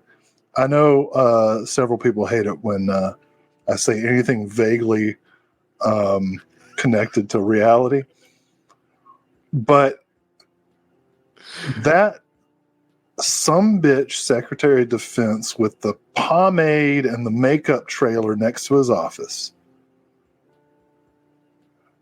just ordered Harvey Milk's name to be taken off of the naval carrier that was named after him, and he ordered it on June the 1st. So you tell me what it means. And I find that, of all the things that I find offensive, I find that so unnecessarily mean. Yeah. And offensive and awful. And I could be saying that about many things. And I have been. But right now, this is the thing that I'm mad about. Yeah, exactly. It means he's an asshole. And I am sick of the reality television culture that glorifies assholes. I prefer the podcast culture that glorifies assholes because that's the one that I fit into. But there's different kinds of assholes, and that's really what makes them so great. Is what I'm trying to say. What am I trying to say? Seriously. Taking Harvey Milk's name down? Are you kidding me? Makes no sense. Yikes. So happy Pride Month, everybody. Fucking stand up. Everybody stand up and do what you can. Do what you must. All right. Back to the show. House of the Devil. Beautifully slow-paced. Dark Sky Selects. We haven't heard anything from them for a long time, since everybody complained about their fake chainsaw that cost $200. And now they are back with a Blu-ray steelbook for House of the Devil. And this one ruffled some people's feathers because they were excited that they had the second sight release and they didn't have to worry about this. But now this got 4 brand new extras as well. So if you really love Ty West or this film, there are 3 now releases of this movie. I believe all of them having exclusive extras. So great. Good movie. I like this one. Well, we've talked about Ty West before, so we have. Are you ready to talk about Troma? Oh yeah. Shakespeare's Shitstorm, finally, after 5 years, getting a home video release coming on September 16th on 4K and Blu-ray from Troma, with an intro by Lloyd Kaufman, producers and cast commentaries, a heaping serving of Troma, trailers, Radiation March, I've Been Traumatized, Troma in Times Square, full-length behind-the-scenes doc, and more. Have you seen this one yet? So I just noticed that it had been added to my Troma Now. I do subscribe to Troma Now. I don't think I can wait. I'm going to go ahead and watch it probably this weekend. I might do it as a double feature with the dirty cut of Dirty Work. Love Troma. Love Lloyd Kaufman. Did I tell the Lloyd Kaufman story? You did. Okay, fine. Craig pointing out he went and checked, and yes, you can get a real chainsaw for less than $200, making fun of the Dark Sky Selects thing. For the record, when the Texas Chainsaw Massacre 4K from Dark Sky with the fake chainsaw got announced, somebody went and did the math, and there was a way to buy the 4K of Texas Chainsaw Massacre and a real chainsaw for less than what Dark Sky Selects was charging for Texas Chainsaw 4K and a fake chainsaw. We're getting a 4K release of Shakespeare's Shitstorm. That's pretty wild. Let's talk about this. So this is a loose adaptation of The Tempest. The Tempest. Which is one of Shakespeare's more interesting later plays, one that is of great interest and significance to modern-day post-colonial scholars, because it gets into some questions of the British Empire and, how some of the stuff they did wasn't so great. It gets into questions of enslavement and dominion and patriarchy and stuff, but also has like a lot of comedy. The Tempest is really, well, allegedly, Stan. Some would say Shakespeare's housekeeper continued to write plays well into her dotage. But anyway, The Tempest was the last-ish Shakespeare play, and it's fantastically strange.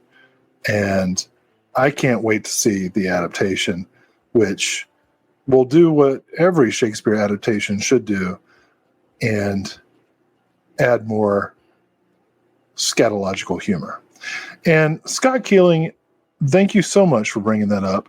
We do need a Blu-ray of Merchants of Death, which is the most fantastic Troma licensed movie that has not yet been released by Vinegar Syndrome. Merchants of Death with PJ Souls, William Smith, and some other people. It's so good. When you guys see it, has anybody in the chat actually seen Merchants of Death? If you see Merchants of Death, you'll know why I'm so insistent about it. But anyway, Shakespeare's Shitstorm. And yes, Sibner, I am a Moliere guy. I'm done. All right. That was Troma. Next up, I just wanted to shout this out for people that didn't know about this. Anybody that's been around physical media for a handful of years and remembers Garage House Pictures, Harry, that ran Garage House Pictures, is now running the Gap Theater in Wind Gap, Pennsylvania, and it's got some pretty incredible programming that they're doing. They're doing a Friday the 13th marathon, all in 35 millimeter. They're playing Riccio, Streets of Fire, Rocky Horror Picture Show at midnight, Near Dark. All kinds of great things. Go check them out if you're within driving distance. Where is this? Wind Gap, Pennsylvania. Yeah, check it out. August 4th in the UK. We've already talked about the US release of this, but Paramount is releasing a 75th anniversary collector's edition of Sunset Boulevard over there. This gets 4 times collectible Paramount original lobby cards, a Billy Wilder director trivia card, a reproduction of Norma's Note, a capacity wallet designed like the script, collectible street sign, 2 fold-out posters, 6 art cards, and a photo book. How do you feel about these cards? That's quite a lot. And yet, all of this stuff is cheaper than one of the old Scream Factory sets with the lobby cards. Isn't that wild? I feel like it should have included a pack of playing cards since that's such a pivotal prop. Would have made sense. Yeah. So the Gap Theater is 7.5 hours from where I live. Think it's worth it? To go for certain things, yeah, it'd be worth it. Well, and actually, I should go back to this because Simner is saying you can only attend 1 week. Which one do you pick? Let me. What are my options? Oh, Titanic for sure. You're ridiculous. Let me pull that comment down. We might be able to see the full month here. So, Scanners, Therese and Isabel, Streets of Fire, Friday the 13th Marathon. And then the Guns of Navarone. That's not a bad week. Near Dark, Napoleon Dynamite. Lady Sings the Blues. Oh, Hedwig and Knife Plus Heart is a great double feature. Labyrinth. I think the Scanners week is probably it for me. It looks pretty great, yeah. And then you cap it off with You Only Live Twice at the end. No, that's a different week. Guns of Navarone. No. Oh, hello. You said Scanners. I was looking at Near Dark. I would probably pick the Near Dark week. Oh, okay. Well, we'll go back to back then. Yeah, I don't need to see all the Friday the 13th. Even though, I mean, the fact that they're playing them at 35 millimeters is pretty damn rad. Yeah. It's the 45th anniversary this year. That's true. True. All right. Going from Sunset Boulevard to ridiculous censorship. July 9th, 4K in Australia, Madman Films is releasing Crocodile Dundee, quote, the encore cut. It's compromised. They have cut out 2.5 minutes of this movie. Does he say un-PC things? Yes. They took out the cross-dressing scene entirely. So now Crocodile Dundee joins the French Connection. Yes. The French Connection was just on streaming, though, so far. In the only time it will join the French Connection. So a lot of people are saying that there is rumored to be a Paramount 4K that's coming out that they hope to be uncut. Supposedly, Paramount was the ones behind the cut. So we're good with Some Like It Hot and Tootsie and She's the Man and Sorority Girls and Shall I Go On? But Crocodile Dundee, I actually don't even know. It might very well be offensive. I'm not even sure I've seen Crocodile Dundee. Do you know what it is? You just said a cross-dressing scene. There's a cross-dressing scene, and there's a couple slurs that are involved with that, I believe. They just put out Ace Ventura on 4K. I don't think they cut Sean Young's scenes, did they?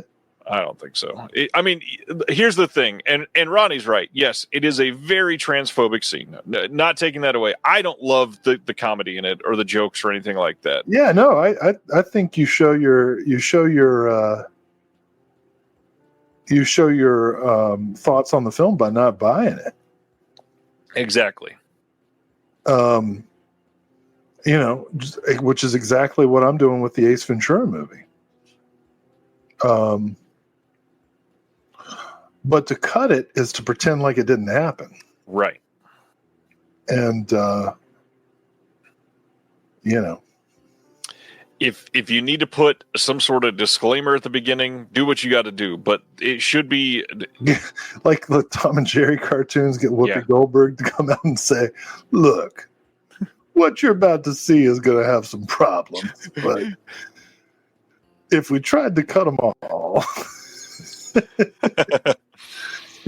And you know what's funny? There's so many people up in arms about this cut. This film was only ever shown uncut in Australia. The rest of the world already had a cut version of the film.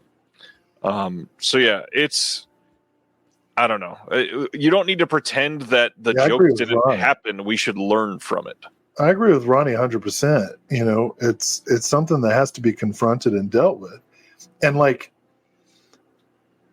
you know, sometimes when I'm talking with students who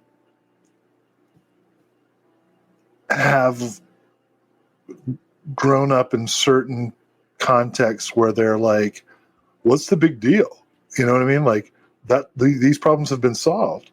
You can point to moments in films like Crocodile Dundee and Ace Ventura and stuff and say, you know, see, here's the problem. You know, just a few decades ago, you would casually make this joke and not worry about any kind of reaction because it was just like, okay. But it wasn't okay. It wasn't okay then. It's not okay now. And it's the same thing as people say, oh, well, so-and-so grew up in a different time. And it's like, no, what are you saying? They were idiots? No, they knew it was wrong. They knew it was wrong, just like the people who were being oppressed knew it was wrong. But the people who were making the jokes or making the comments or making the racist slurs or the homophobic slurs could get away with it. And this is my whole problem with the backlash against cancel culture, which, you know, there certainly have been examples of people who got unfairly or falsely accused, sure. But the whole thing about cancel culture, so-called, is that it doesn't really exist unless people give power to it. Right. Right? Like, Louis C.K. is fine. Dave Chappelle is fine. You know? They took a PR hit for a little while, and now they're doing the same shit that they've been doing. Still touring big venues. So, and now people are just like, yeah! You know? Like, there's backlash. And I don't get that. You know? Yeah. When you fuck up, be accountable for it, be embarrassed about it, be ashamed of it, and grow. And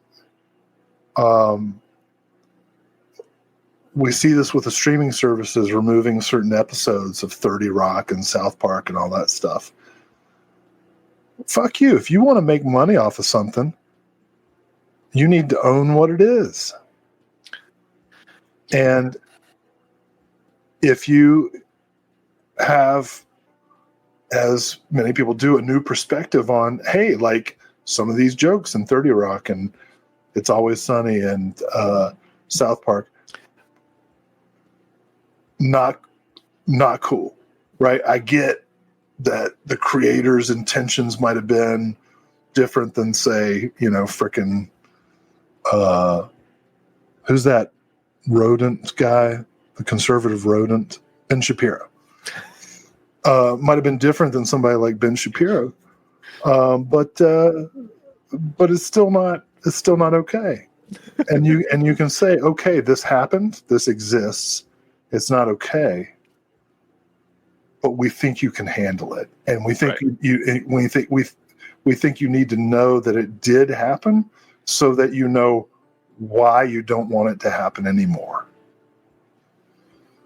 Exactly. For those of us who don't experience that kind of shit directly, I don't know.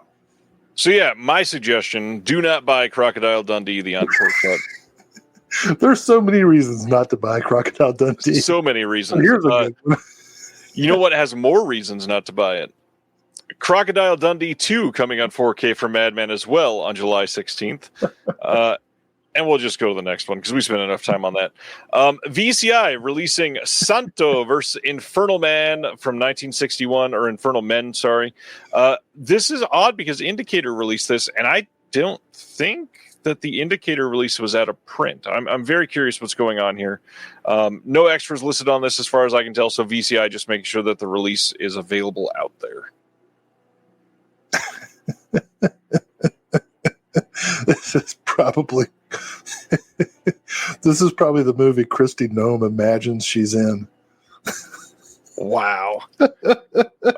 Next up, All right. September 30th. Right. Sorry. I know that was really political. That was well, it's better because she's my boss. September 30th. Yeah.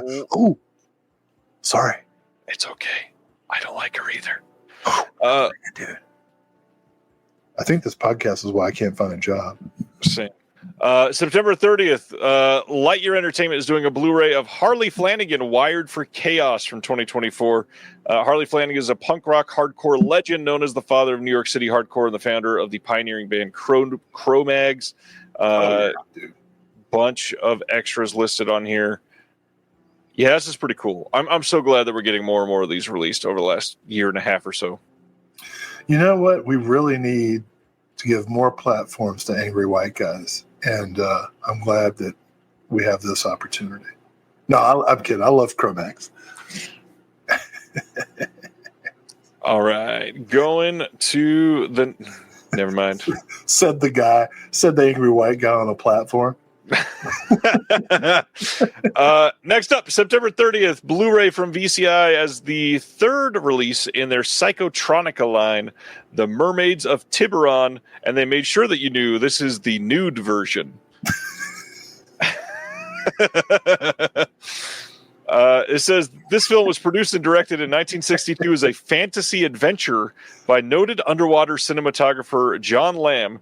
2 years later, he chopped out 10 minutes, reshot the close-ups and medium shots of the mermaids, revealing the enchantresses in the nude, with emphasis on actress Gabby Martone.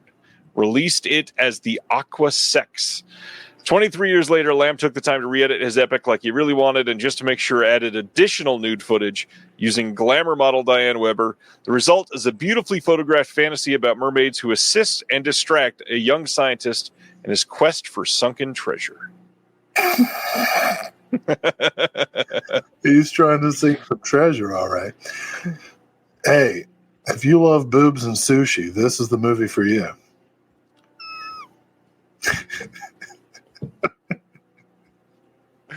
Oh, man. What a line. What a line. Craig says, this is at least the third film tonight touting the titties as a selling point. Don't worry, Craig, we're not done. There's at least two more, I think. Wait, what is SMDH? Damn head? Shaking Yes. my damn head? Yes. I got it. Next up, VCI on September 16th, putting out Tulsa Terrors from 2024. It's a new documentary exploring the direct-to-video horror boom of the mid-1980s, which was sparked in Tulsa, Oklahoma, spearheaded by United Entertainment, now VCI Entertainment founder Bill Blair. The movement began with the shot-on-video film Blood Cult in 1985, and it's a documentary on all of that. All right.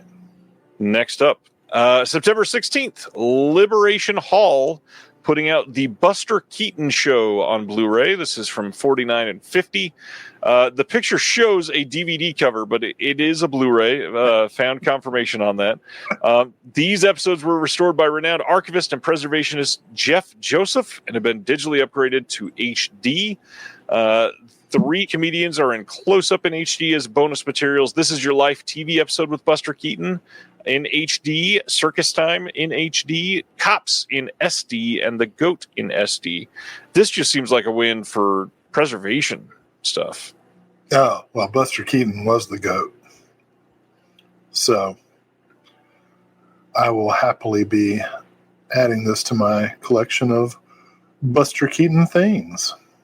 Lots of random extras, too, TV episodes that you won't get a chance to own elsewise. That's pretty cool. Following up Buster Keaton with the John Wayne Gacy Murders, Life and Death in Chicago, coming from MVD on September 16th as part of their MVD visual line. Yeah. Thankfully, this comes with outtakes.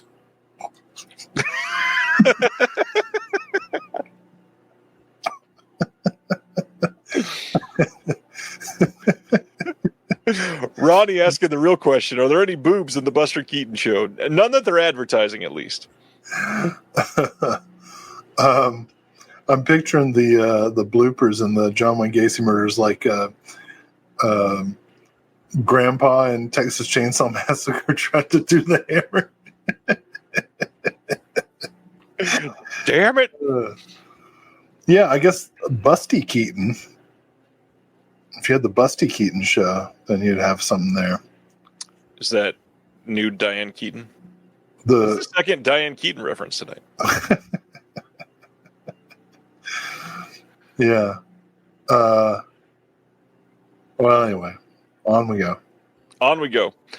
This one's a little bit of a better movie, probably. August 11th, 4K in the UK from the BFI of Akira Kurosawa's The Hidden Fortress from 1958. Brand new 4K restoration. This has a new commentary by Japanese cinema expert Tony Raines. It's a wonderful to create Hidden Fortress from 2002 featurette. Interview with George Lucas from 2001. And then first pressing, there's an illustrated booklet with a new essay by Kenta McGrath. This absolutely means Criterion will be releasing this on 4K eventually. You can count on that. Well, I should hope we'll eventually be getting complete Kurosawa 4K, but this is great. I love Hidden Fortress. It's anytime you think you might watch a Star Wars movie, stop and watch Hidden Fortress. Just stop. Don't do it. Next up, Herzog's. Wait. Speaking of Star Wars, I got it. This is so funny. You know Ross Douthat? No. He's a conservative columnist for the New York Times, but he's also a film critic. His most famous essay was on the paranoid style in 70s cinema, which is actually a pretty good essay. He's on Bill Maher all the time. You know, he's one of those conservatives who's like, hey, Bill Maher, I'll come on your show and pretend to laugh at your idiotic jokes. So anyway, he just had Tony Gilroy on. Is that his name? Andor? Yes. He just had, since Trump... Dan. I think they both work on it. Both of the Gilroys. Well, this is Tony, I think. Sorry, I didn't mean to derail you. That's fine. I do. That's like my whole role, to do the And it's been said publicly. It's funny how we started and how we are now.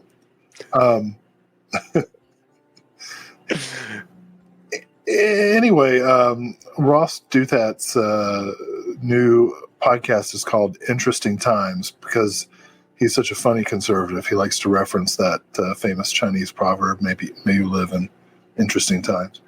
He's a radical Catholic conservative, but also not a huge Trump guy, but he tries to find like a way to justify Trump stuff.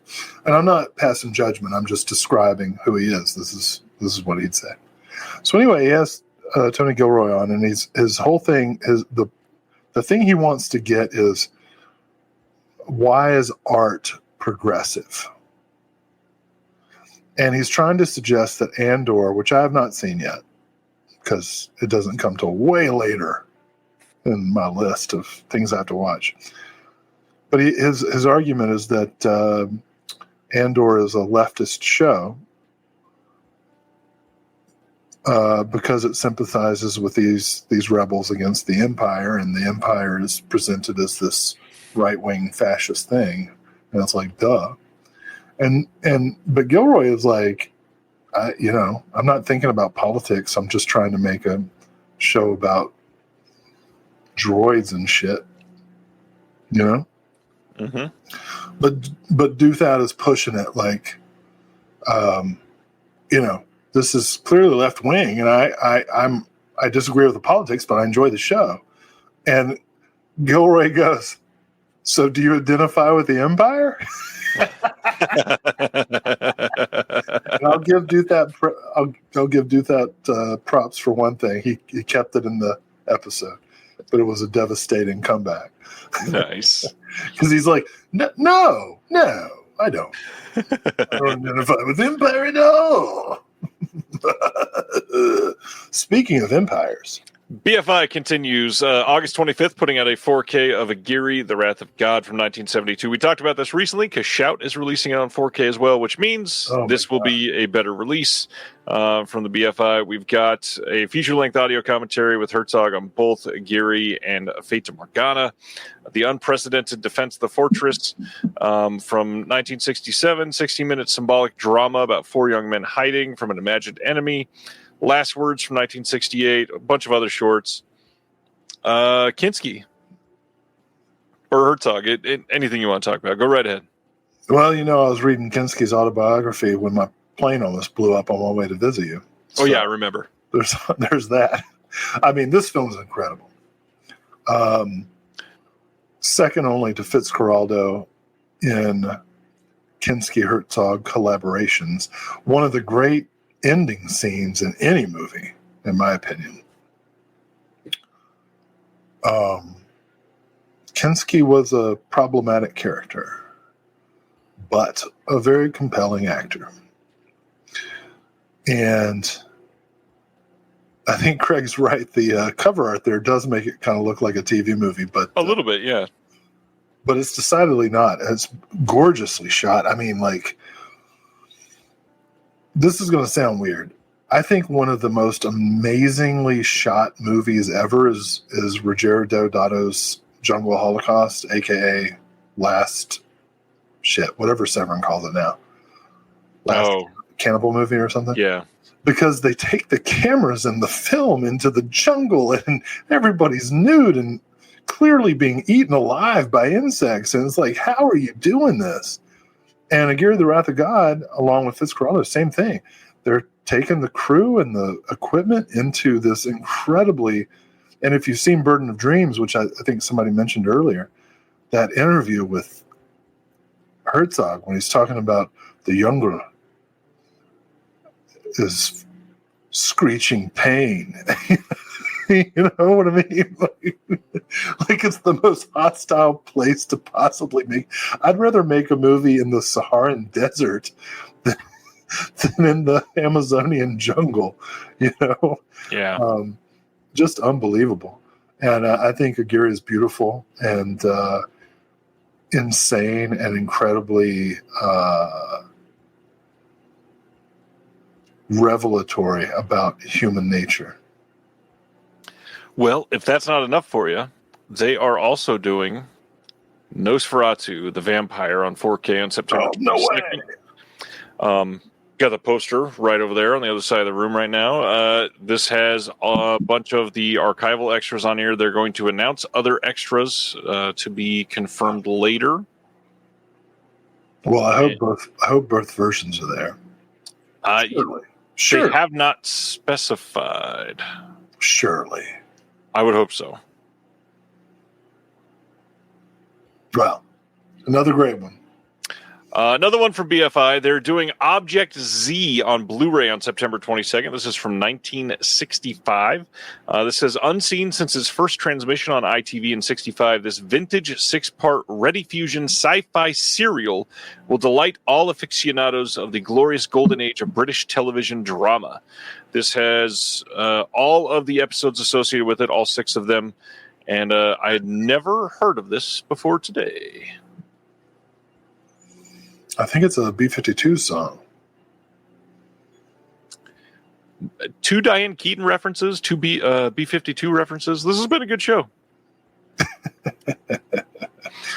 Speaking of titties, you ever seen that Diane Keaton movie, The Family Stone? I have not. Well, there's a scene where she... trying to make a sly joke, and I can't think of one.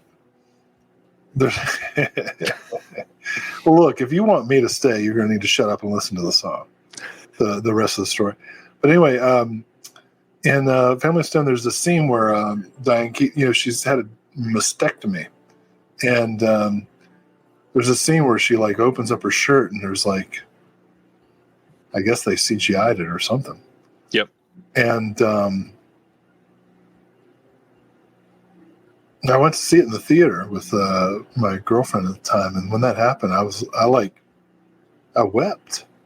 I was hit. It hit me. It's not a great movie, but like, it hit me, and I was just like, God damn, she feels that absence of tit. And I want you to know, I wasn't going to make a joke. Sibner made me do it. All right, let's carry on. August 26th, Sony putting out a 4K steelbook of Monty Python and the Holy Grail. It is happening. There is some extras on the Blu-ray disc. This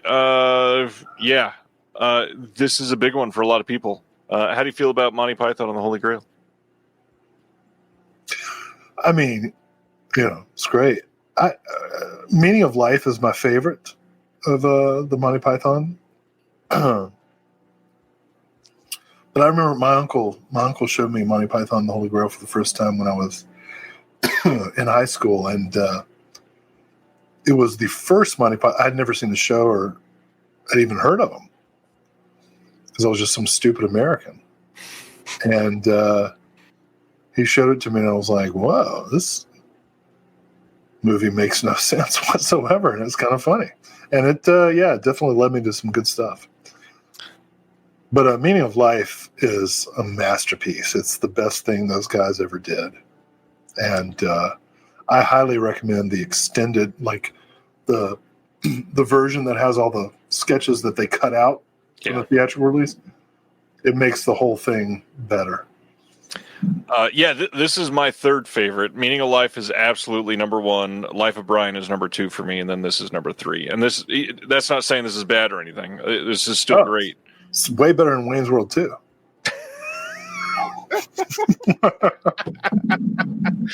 Oh, man. I know there was some confusion in comments earlier because of how Sony worded this in the press release. It says there is under special features, near theatrical version of the film in HD resolution. You get the full version of the film on the 4K, so don't worry about that. There is an old... there's a cut. I don't remember how long it is. It's like 26 seconds that they added to the theatrical version for a joke that doesn't work real well. And so I think they cut that out for the theatrical version. And the near theatrical version is slightly different for one specific joke that sucks. But this looks cool. Is it a non-PC joke? No, it's literally a joke about like... Just a bad joke? It's like, they break the fourth wall for a second, and they're like, do you think this joke is working? Do you think it'll get cut out? And what's funny is the joke works if you leave it in the movie, but also if you cut it out.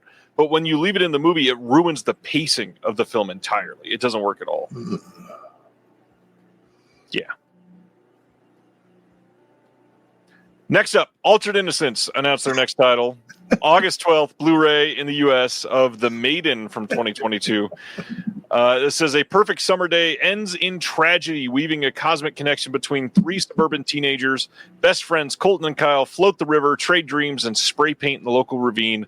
Like the boys, Whitney explores the ravine, seeking solace by writing and drawing in her diary. But when her best friend abandons her, Whitney disappears. This is shot on 16 millimeter, and it comes with a booklet with cast photographs. Got a commentary with the cast and crew, some deleted scenes, BTS features, and more. Indeed. All right. I'm into it. Next up, Dark Force releasing a wide release of The Beast and the Vixens from 1974 on August 19th. Don't usually talk about Dark Force, but they've been making some different changes. So their stuff is going to be coming out widely from MVD and Kino, depending on which release in the future. I know a lot of people are turned off by Dark Force, myself included, but even I got to admit they've had a couple decent titles in their catalog. This is another one selling the film with titties. Yeah. OSHA went to the Dark Force. Spoiler alert. Acolyte. The Beast and the Vixens, a.k.a. Ladies' Night when I go to the club. I thought this is known as two other films, and I really thought you were, or two other titles, and I thought you were going to say one of those. I don't know. I don't know what this is. That makes sense. I believe this is a roughie. Oh. Well. Or maybe that's the next one we're about to talk about. I'm not sure. Let's keep going. You know. Ride a Wild Stud is the next Dark Force title coming on August 19th. Oh, no, this is the roughie. So this says a Civil War raider kidnaps women for a brothel, prompting a lone cowboy to ride for revenge in this gritty, low-budget exploitation Western. And this says it's the 50th. I thought it was a movie. I thought it was a movie about a husband trying to hang up a picture. The movie starts with him going beep, beep, beep, beep, beep, beep, beep. Oh my God. Talk about the worst part of any day. I swear to God, no stud finder ever made works. Oh man, that was funny. And then the Golden Triangle getting a wide release from them on August 19th as well. Yeah, I'm going to address some slander. When your Stud Finder movie came up, Sidner said that I perked up, and I just want to deny that.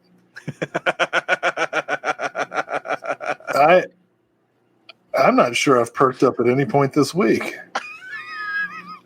I can attest to that. Well, I don't know that that was helpful. It's been a rough week. It might be the reason. If you're attesting. Oh man! All right, let's just keep going. Let's talk about the Golden Triangle for a second. We're past it. It already got a release from Dark Horse on their website a little over a year ago. This is quite appropriate, actually. It is. August 4th, Blu-ray in the UK from 88 Films as part of their French collection of I Am Frigid, Why from 1972. I'm married to Dodson. This is the Max Picus film. Has been released in the U.S. by one Mondo Macabro. Thank goodness she's asleep right now. You can pre-order this now. Next up is The Cannibal Man coming on August 4th on Blu-ray in the UK from 88 Films. This is the same Cannibal Man that was released by Severin in the US, directed by Eloy de la Iglesia. I need to rewatch this one because I did not love it the first time. Can I finish my sentence where I say I'm wrong? I guess. All right, no, that's okay. Fuck you too. I think the big thing is I just wasn't prepared for the politics behind the movie, and learning more after definitely helped. Knowing the era that was in, and that the bad guys can't get away with anything definitely changes the way you view the context of the film. Let me tell you, anybody out there who's thinking of watching this movie for the first time, I want to recommend a book. Ian Olney. The book is called Euro Horror. That's hard to say. The Rural Juror. Euro Horror. Classic European horror cinema in contemporary American culture. And it's about kind of reception of a lot of these European, especially Italian, Spanish, and French horror films of the 70s and 80s. Fulci, Argento, all the cannibal films, Deodato, etc. And it's a great book, and really, I was talking earlier about when we were talking about Duff Crocodile about the historical context, really, helping you appreciate the films more. It's a great book. Highly recommend it. Ian Olney, Euro Horror, or as Sibner says, Gyro Horror, Euro Horror, whatever. Hero Horror. Yeah, so check that out. Cannibal Man is a lot of fun. There's some good gore in it, for sure. Mm-hmm. Next, August 4th, as part of the Tygon collection, 88 Films doing a Blu-ray and DVD release of Neither the Sea Nor the Sand from 72. This is the same film that came out from Vinegar Syndrome as part of their Black Friday sale last year. Good double feature with the David Lynch Dune. This has a limited edition booklet with notes by Barry Forshaw and Andrew Graves, and it looks like the extras are pretty much the same on this. Mm-hmm. Next, Rats, Night of Terror, coming on 4K and Blu-ray in the UK from 88 as part of their Italian collection on August 11th. Brand new 4K remaster from the original negative. This one is going to have an audio commentary with Eugenio Ercolani and Troy Howarth. Interview with the co-director, one Claudio Fragasso. Interview with Fausto Lombardi. Interview with a couple of the actors, AD, composer, and more. Bruno Mattei. Huh. Well, that's an interesting contrast with the recent Severin release. It sure is. Which we definitely sold out of at Fear Fest. That was I love Rats. I think that's a good movie. Some interesting extras there. Different? Are we talking about a different restoration, different transfer? It's likely the exact same transfer as Severin. Okay. The encoding might be slightly different, but yeah, the big difference here is Eugenio definitely produced a shit ton of extras for this. Well, all right. We'll think about that. Yes, we will. Then, August 18th, 4K Blu-ray release from 88 of Scum from 1979. This is the Alan Clark film that Indicator released years ago in a really nice limited Blu-ray release, now getting a 4K upgrade. All kinds of extras on here, including an audio commentary with Troy and Eugenio again, commentary with Kim Newman and Sean Hogan, a bunch of interviews. There's a lot coming in this package. Scum, great movie. Is there any word on the rest of the Alan Clark movies? Because I have that Blue Underground DVD box set. Oh, wow, yeah. No, I've not heard anything else. Yeah, nothing at all. So Scum's the only one? So far. And as soon as I buy it, there will be an announcement for a box set. Buy Blue Underground in the States, and it'll be great. Yeah. Okay. All right. Almost done now. Getting close. Release date changes. 88 Films has updated all of these to be August 25th. That is Come Drink With Me on 4K. That's a UK release. Devil Fetus Blu-ray, August 25th. American Pie, The Wedding on Blu-ray, also known as American Wedding. And then The Cat Blu-ray in the US is now coming on August 26th. August 26th. But this is not really surprising. 88 Films literally delay stuff every single month. Well, it happens. Oh, here we go. Speaking of politics. Big deal time. July 8th, Warner Brothers releasing a complete Blu-ray set of Lois and Clark, The New Adventures of Superman, the 1993 to 97 TV series with Terry Hatcher and Dean Cain. First time on Blu-ray anywhere in the world. For many people, this is their favorite Superman depiction. This is a pretty big deal. This was a big entry into Superman lore for a lot of people. I have a question. What do people think of the James Gunn Superman? I'm sure we've all seen the trailer. Honestly, I'm kind of excited, which I didn't think I was going to be. Yeah.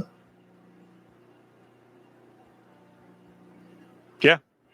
That's a tough one, man. I hate Superman as a character. Always. Just boring. Yeah, he's boring. You know, I get it. Kind of fascist, like even more so than Batman. Definitely more so than Batman. I mean, his name literally is Ubermensch. So, but I tell you, the presence of the super dog in the trailer kind of like makes me think, eh. But then again, all three Guardians of the Galaxy I liked for the first hour, and then it became daddy issues. And I know Superman's going to become daddy issues. So Guardians 2 specifically got daddy issues. I guess come to think of it, Romeo and Juliet's got a lot of daddy issues. James Gunn has daddy issues. It's in Slither too. Yeah. And Super's good. Really working through the daddy issues. All right, Lois and Clark Adventures, New Adventures of Superman. They've also got some special features on here: the making of, pilot commentary. They've got Secrets of Season 2, trivia challenge, stuff like that. This looks pretty cool for people who love Superman. I'll tell you one advantage this show has over the more recent The Adventures of Lois and Superman. No children. The kids in the new show, oh my God. I have not seen any of the recent glut of stuff like from when Arrow and After came out. Well, I watched all the CW Arrowverse shows, so that's why I had to see all 3 seasons of Superman and Lois. Oh boy. And boy, those kids. Yeah, let's move on to whatever this is. Something about nudity. September 30th, the 4th entry into the VCI Psychotronica collection is coming, and it is the Raw Ones from 1965. And this literally on the cover says the word schwing. Oh, wow. Everything goes back to Wayne's World. So this says in 1957, the Supreme Court ruled that nudity in and of itself is not obscene. This decision opened the door. Depends on who it is, but okay. To nudist camp documentaries. This one is padded to the sprocket holes. Wow. With nude figure models, jumping rope, bouncing on the trampoline, snapping each other with towels, and lots more of what was formerly forbidden fruit from the original 35 millimeter negatives. Was Mike Myers a producer or something? What's the deal? VCI. This movie makes me verklempt. Talk amongst yourselves. That was pretty good. All right. Last announcement. July 15th, Blu-ray in the U.S. from Sony of Stop, Look, and Laugh from 1960, The Three Stooges. The original. The original, too. Pretty damn cool. No shrimps in this joint. That sounded mildly racist. All right. That was a joke. Until it gets aggregated. Like, what could shrimp be a reference to? Nothing. That's why it was a joke. Anyways, are you a Three Stooges person? Oh yeah. I was going to say who isn't, but then Kubrick Lover says not a Three Stooges fan. I mean, it's the fundamentals of humor. It's slapstick bare bones, yeah. Yeah, it's we wouldn't have if not for the Three Stooges. Where would Rob Dyrdek be today? Definitely not reruns on MTV. All right. As usual, in case you forgot, what is coming out this week? Sean Connery 007 4K set, Swordfish 4K from Arrow, The Wiz 4K from Criterion, Lord of Illusions 4K from Scream, Working Man 4K, Drop 4K, Return of the Living Dead 4K Steelbook, Dead Zone 4K Steelbook, standard release of I Married a Strange Person from Deaf Crocodile, 11 Rebels 4K of Gwen in the Book of the Sand. We know that title. Good one. The Creep Tapes from Shudder, Dexter Original Sin, Crash and Burn from Full Moon, Terminus from MVD, Shoestring Slashers finally shipping from TerraVision. Hey, all right. Borderline getting a Blu-ray release, Bad Channels from Full Moon, Dr. Jekyll and the Werewolf 4K standard, Freckled Max and the Spooks, another standard that we know about. Hey. Champagne and Caviar from Flicker Alley, Clark Gable 4-film collection from Warner Archive, Reality Killers, The Pusher, Alien Tear from Raro, Cathedral of New Emotions standard from Deaf Crocodile, Elizabeth Taylor 4-film collection, J-Horror Rising standard, Sour Party from Anchor Bay. It's a lot of good stuff. A lot of good stuff. Definitely on the J-Horror, the Crash and Burn, the Bad Channels, the what was that Flicker Alley one? Oh, that is the comedies collection. Yeah, Champagne. Oh yeah, the German comedies. Yep. I love watching German comedies because like what they think is funny is so weird. And I think that if I could make a German laugh, I could die happy. I recently saw, I think it was on Netflix, a German stand-up comedian, and it was like subtitled. And I'd never seen a stand-up session in another language before. And it made me realize, like, I'd never even thought of stand-up comedy in other languages. And so I'm watching this German tell jokes, and I'm reading the subtitles. And of course, reading the subtitles, not funny. You know what I mean? Which then reminded me that, like, almost all the movies I watch, which are in foreign languages and subtitled, I'm like, really not quite getting it. But watching the German stand-up comedian in subtitles just made me want to see other comedians in other cultures and other languages. Yeah, subtitled or not, I just want to like hear the rhythm of it and like when people laugh and how they laugh and stuff. Right. And do all cultures have stand-up comedy? I realized I don't even know. Like, what do Polish stand-up comics talk about?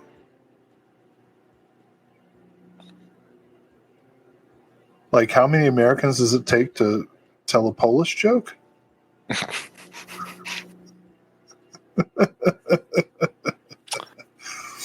There you go. Michael says Henning Wen is a funny German comedian. I believe you.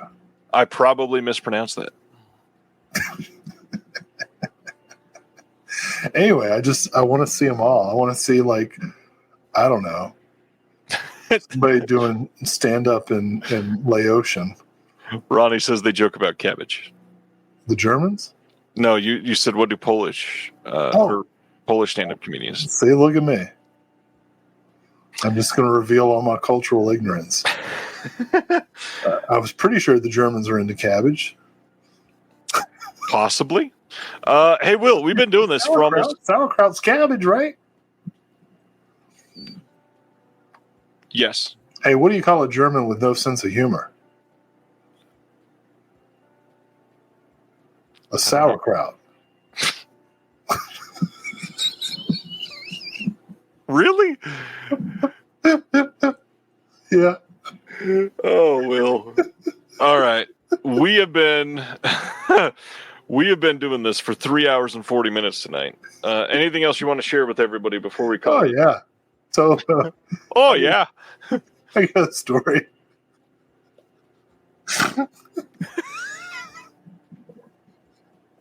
You guys want to hear a story? Oh, this was fun, man. Hey, thanks everybody for sticking around. Yeah, it's been a long night. Lots of announcements, lots of discussion. Oh, man, that Jay Har set. Holy cow. Yeah.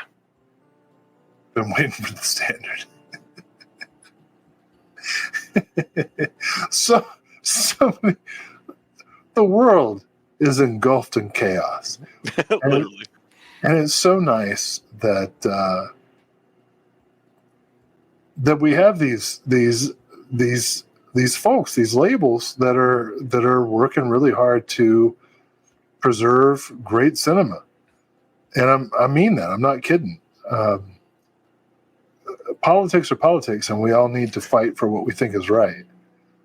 But art is art, and even Wayne's World 2 deserves a chance to be seen. I don't know. I can't speak to Crocodile Dundee, but I'm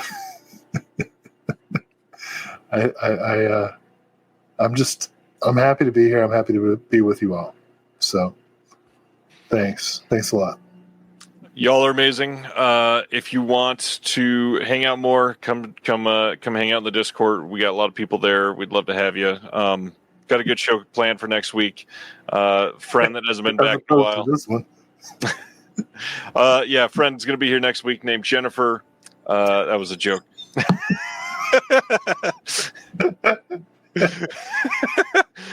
Who is it going to be? For real, though? It is Dustin Putman next week. If you'd said Jennifer Putman, oh, yeah. It'll be a good show. Can't wait to hang out with Dustin. Cool. I've never met Dustin. We should rectify that. Yes, we should. Dustin lives, I believe, kind of out by you, at least within a couple hours drive. Well, don't say it out loud. I'll just read his address out. 1 second. Give them their privacy. All right. So, yeah, we'll see you all next Thursday. It's been a crazy week. If you ever need somebody to talk to, I'm here. I know that everybody needs somebody, and happy to be that person for anybody. Will, I love you, buddy. It's been a wild one for us for multiple reasons. And everybody needs somebody. Thank you for putting up with all of that. But who might it be? That's the problem. On that note, I think we just kind of need to leave. So have a good night. We'll see you next time. See ya. Thank you for watching The Disconnected. On the way out, make sure that you are subscribed to the channel, that you've liked the video, and that you've copied the link to be able to share with someone else that may appreciate this.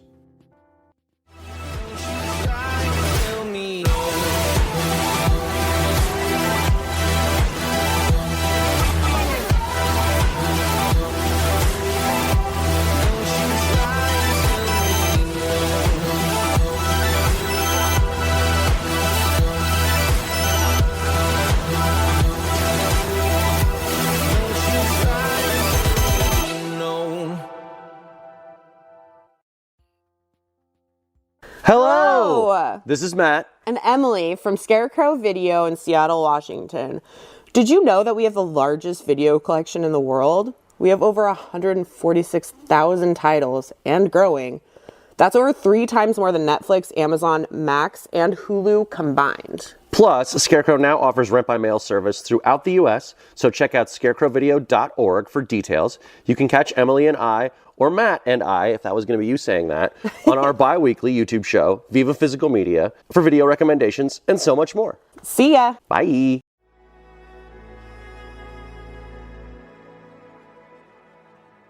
Thank you for listening.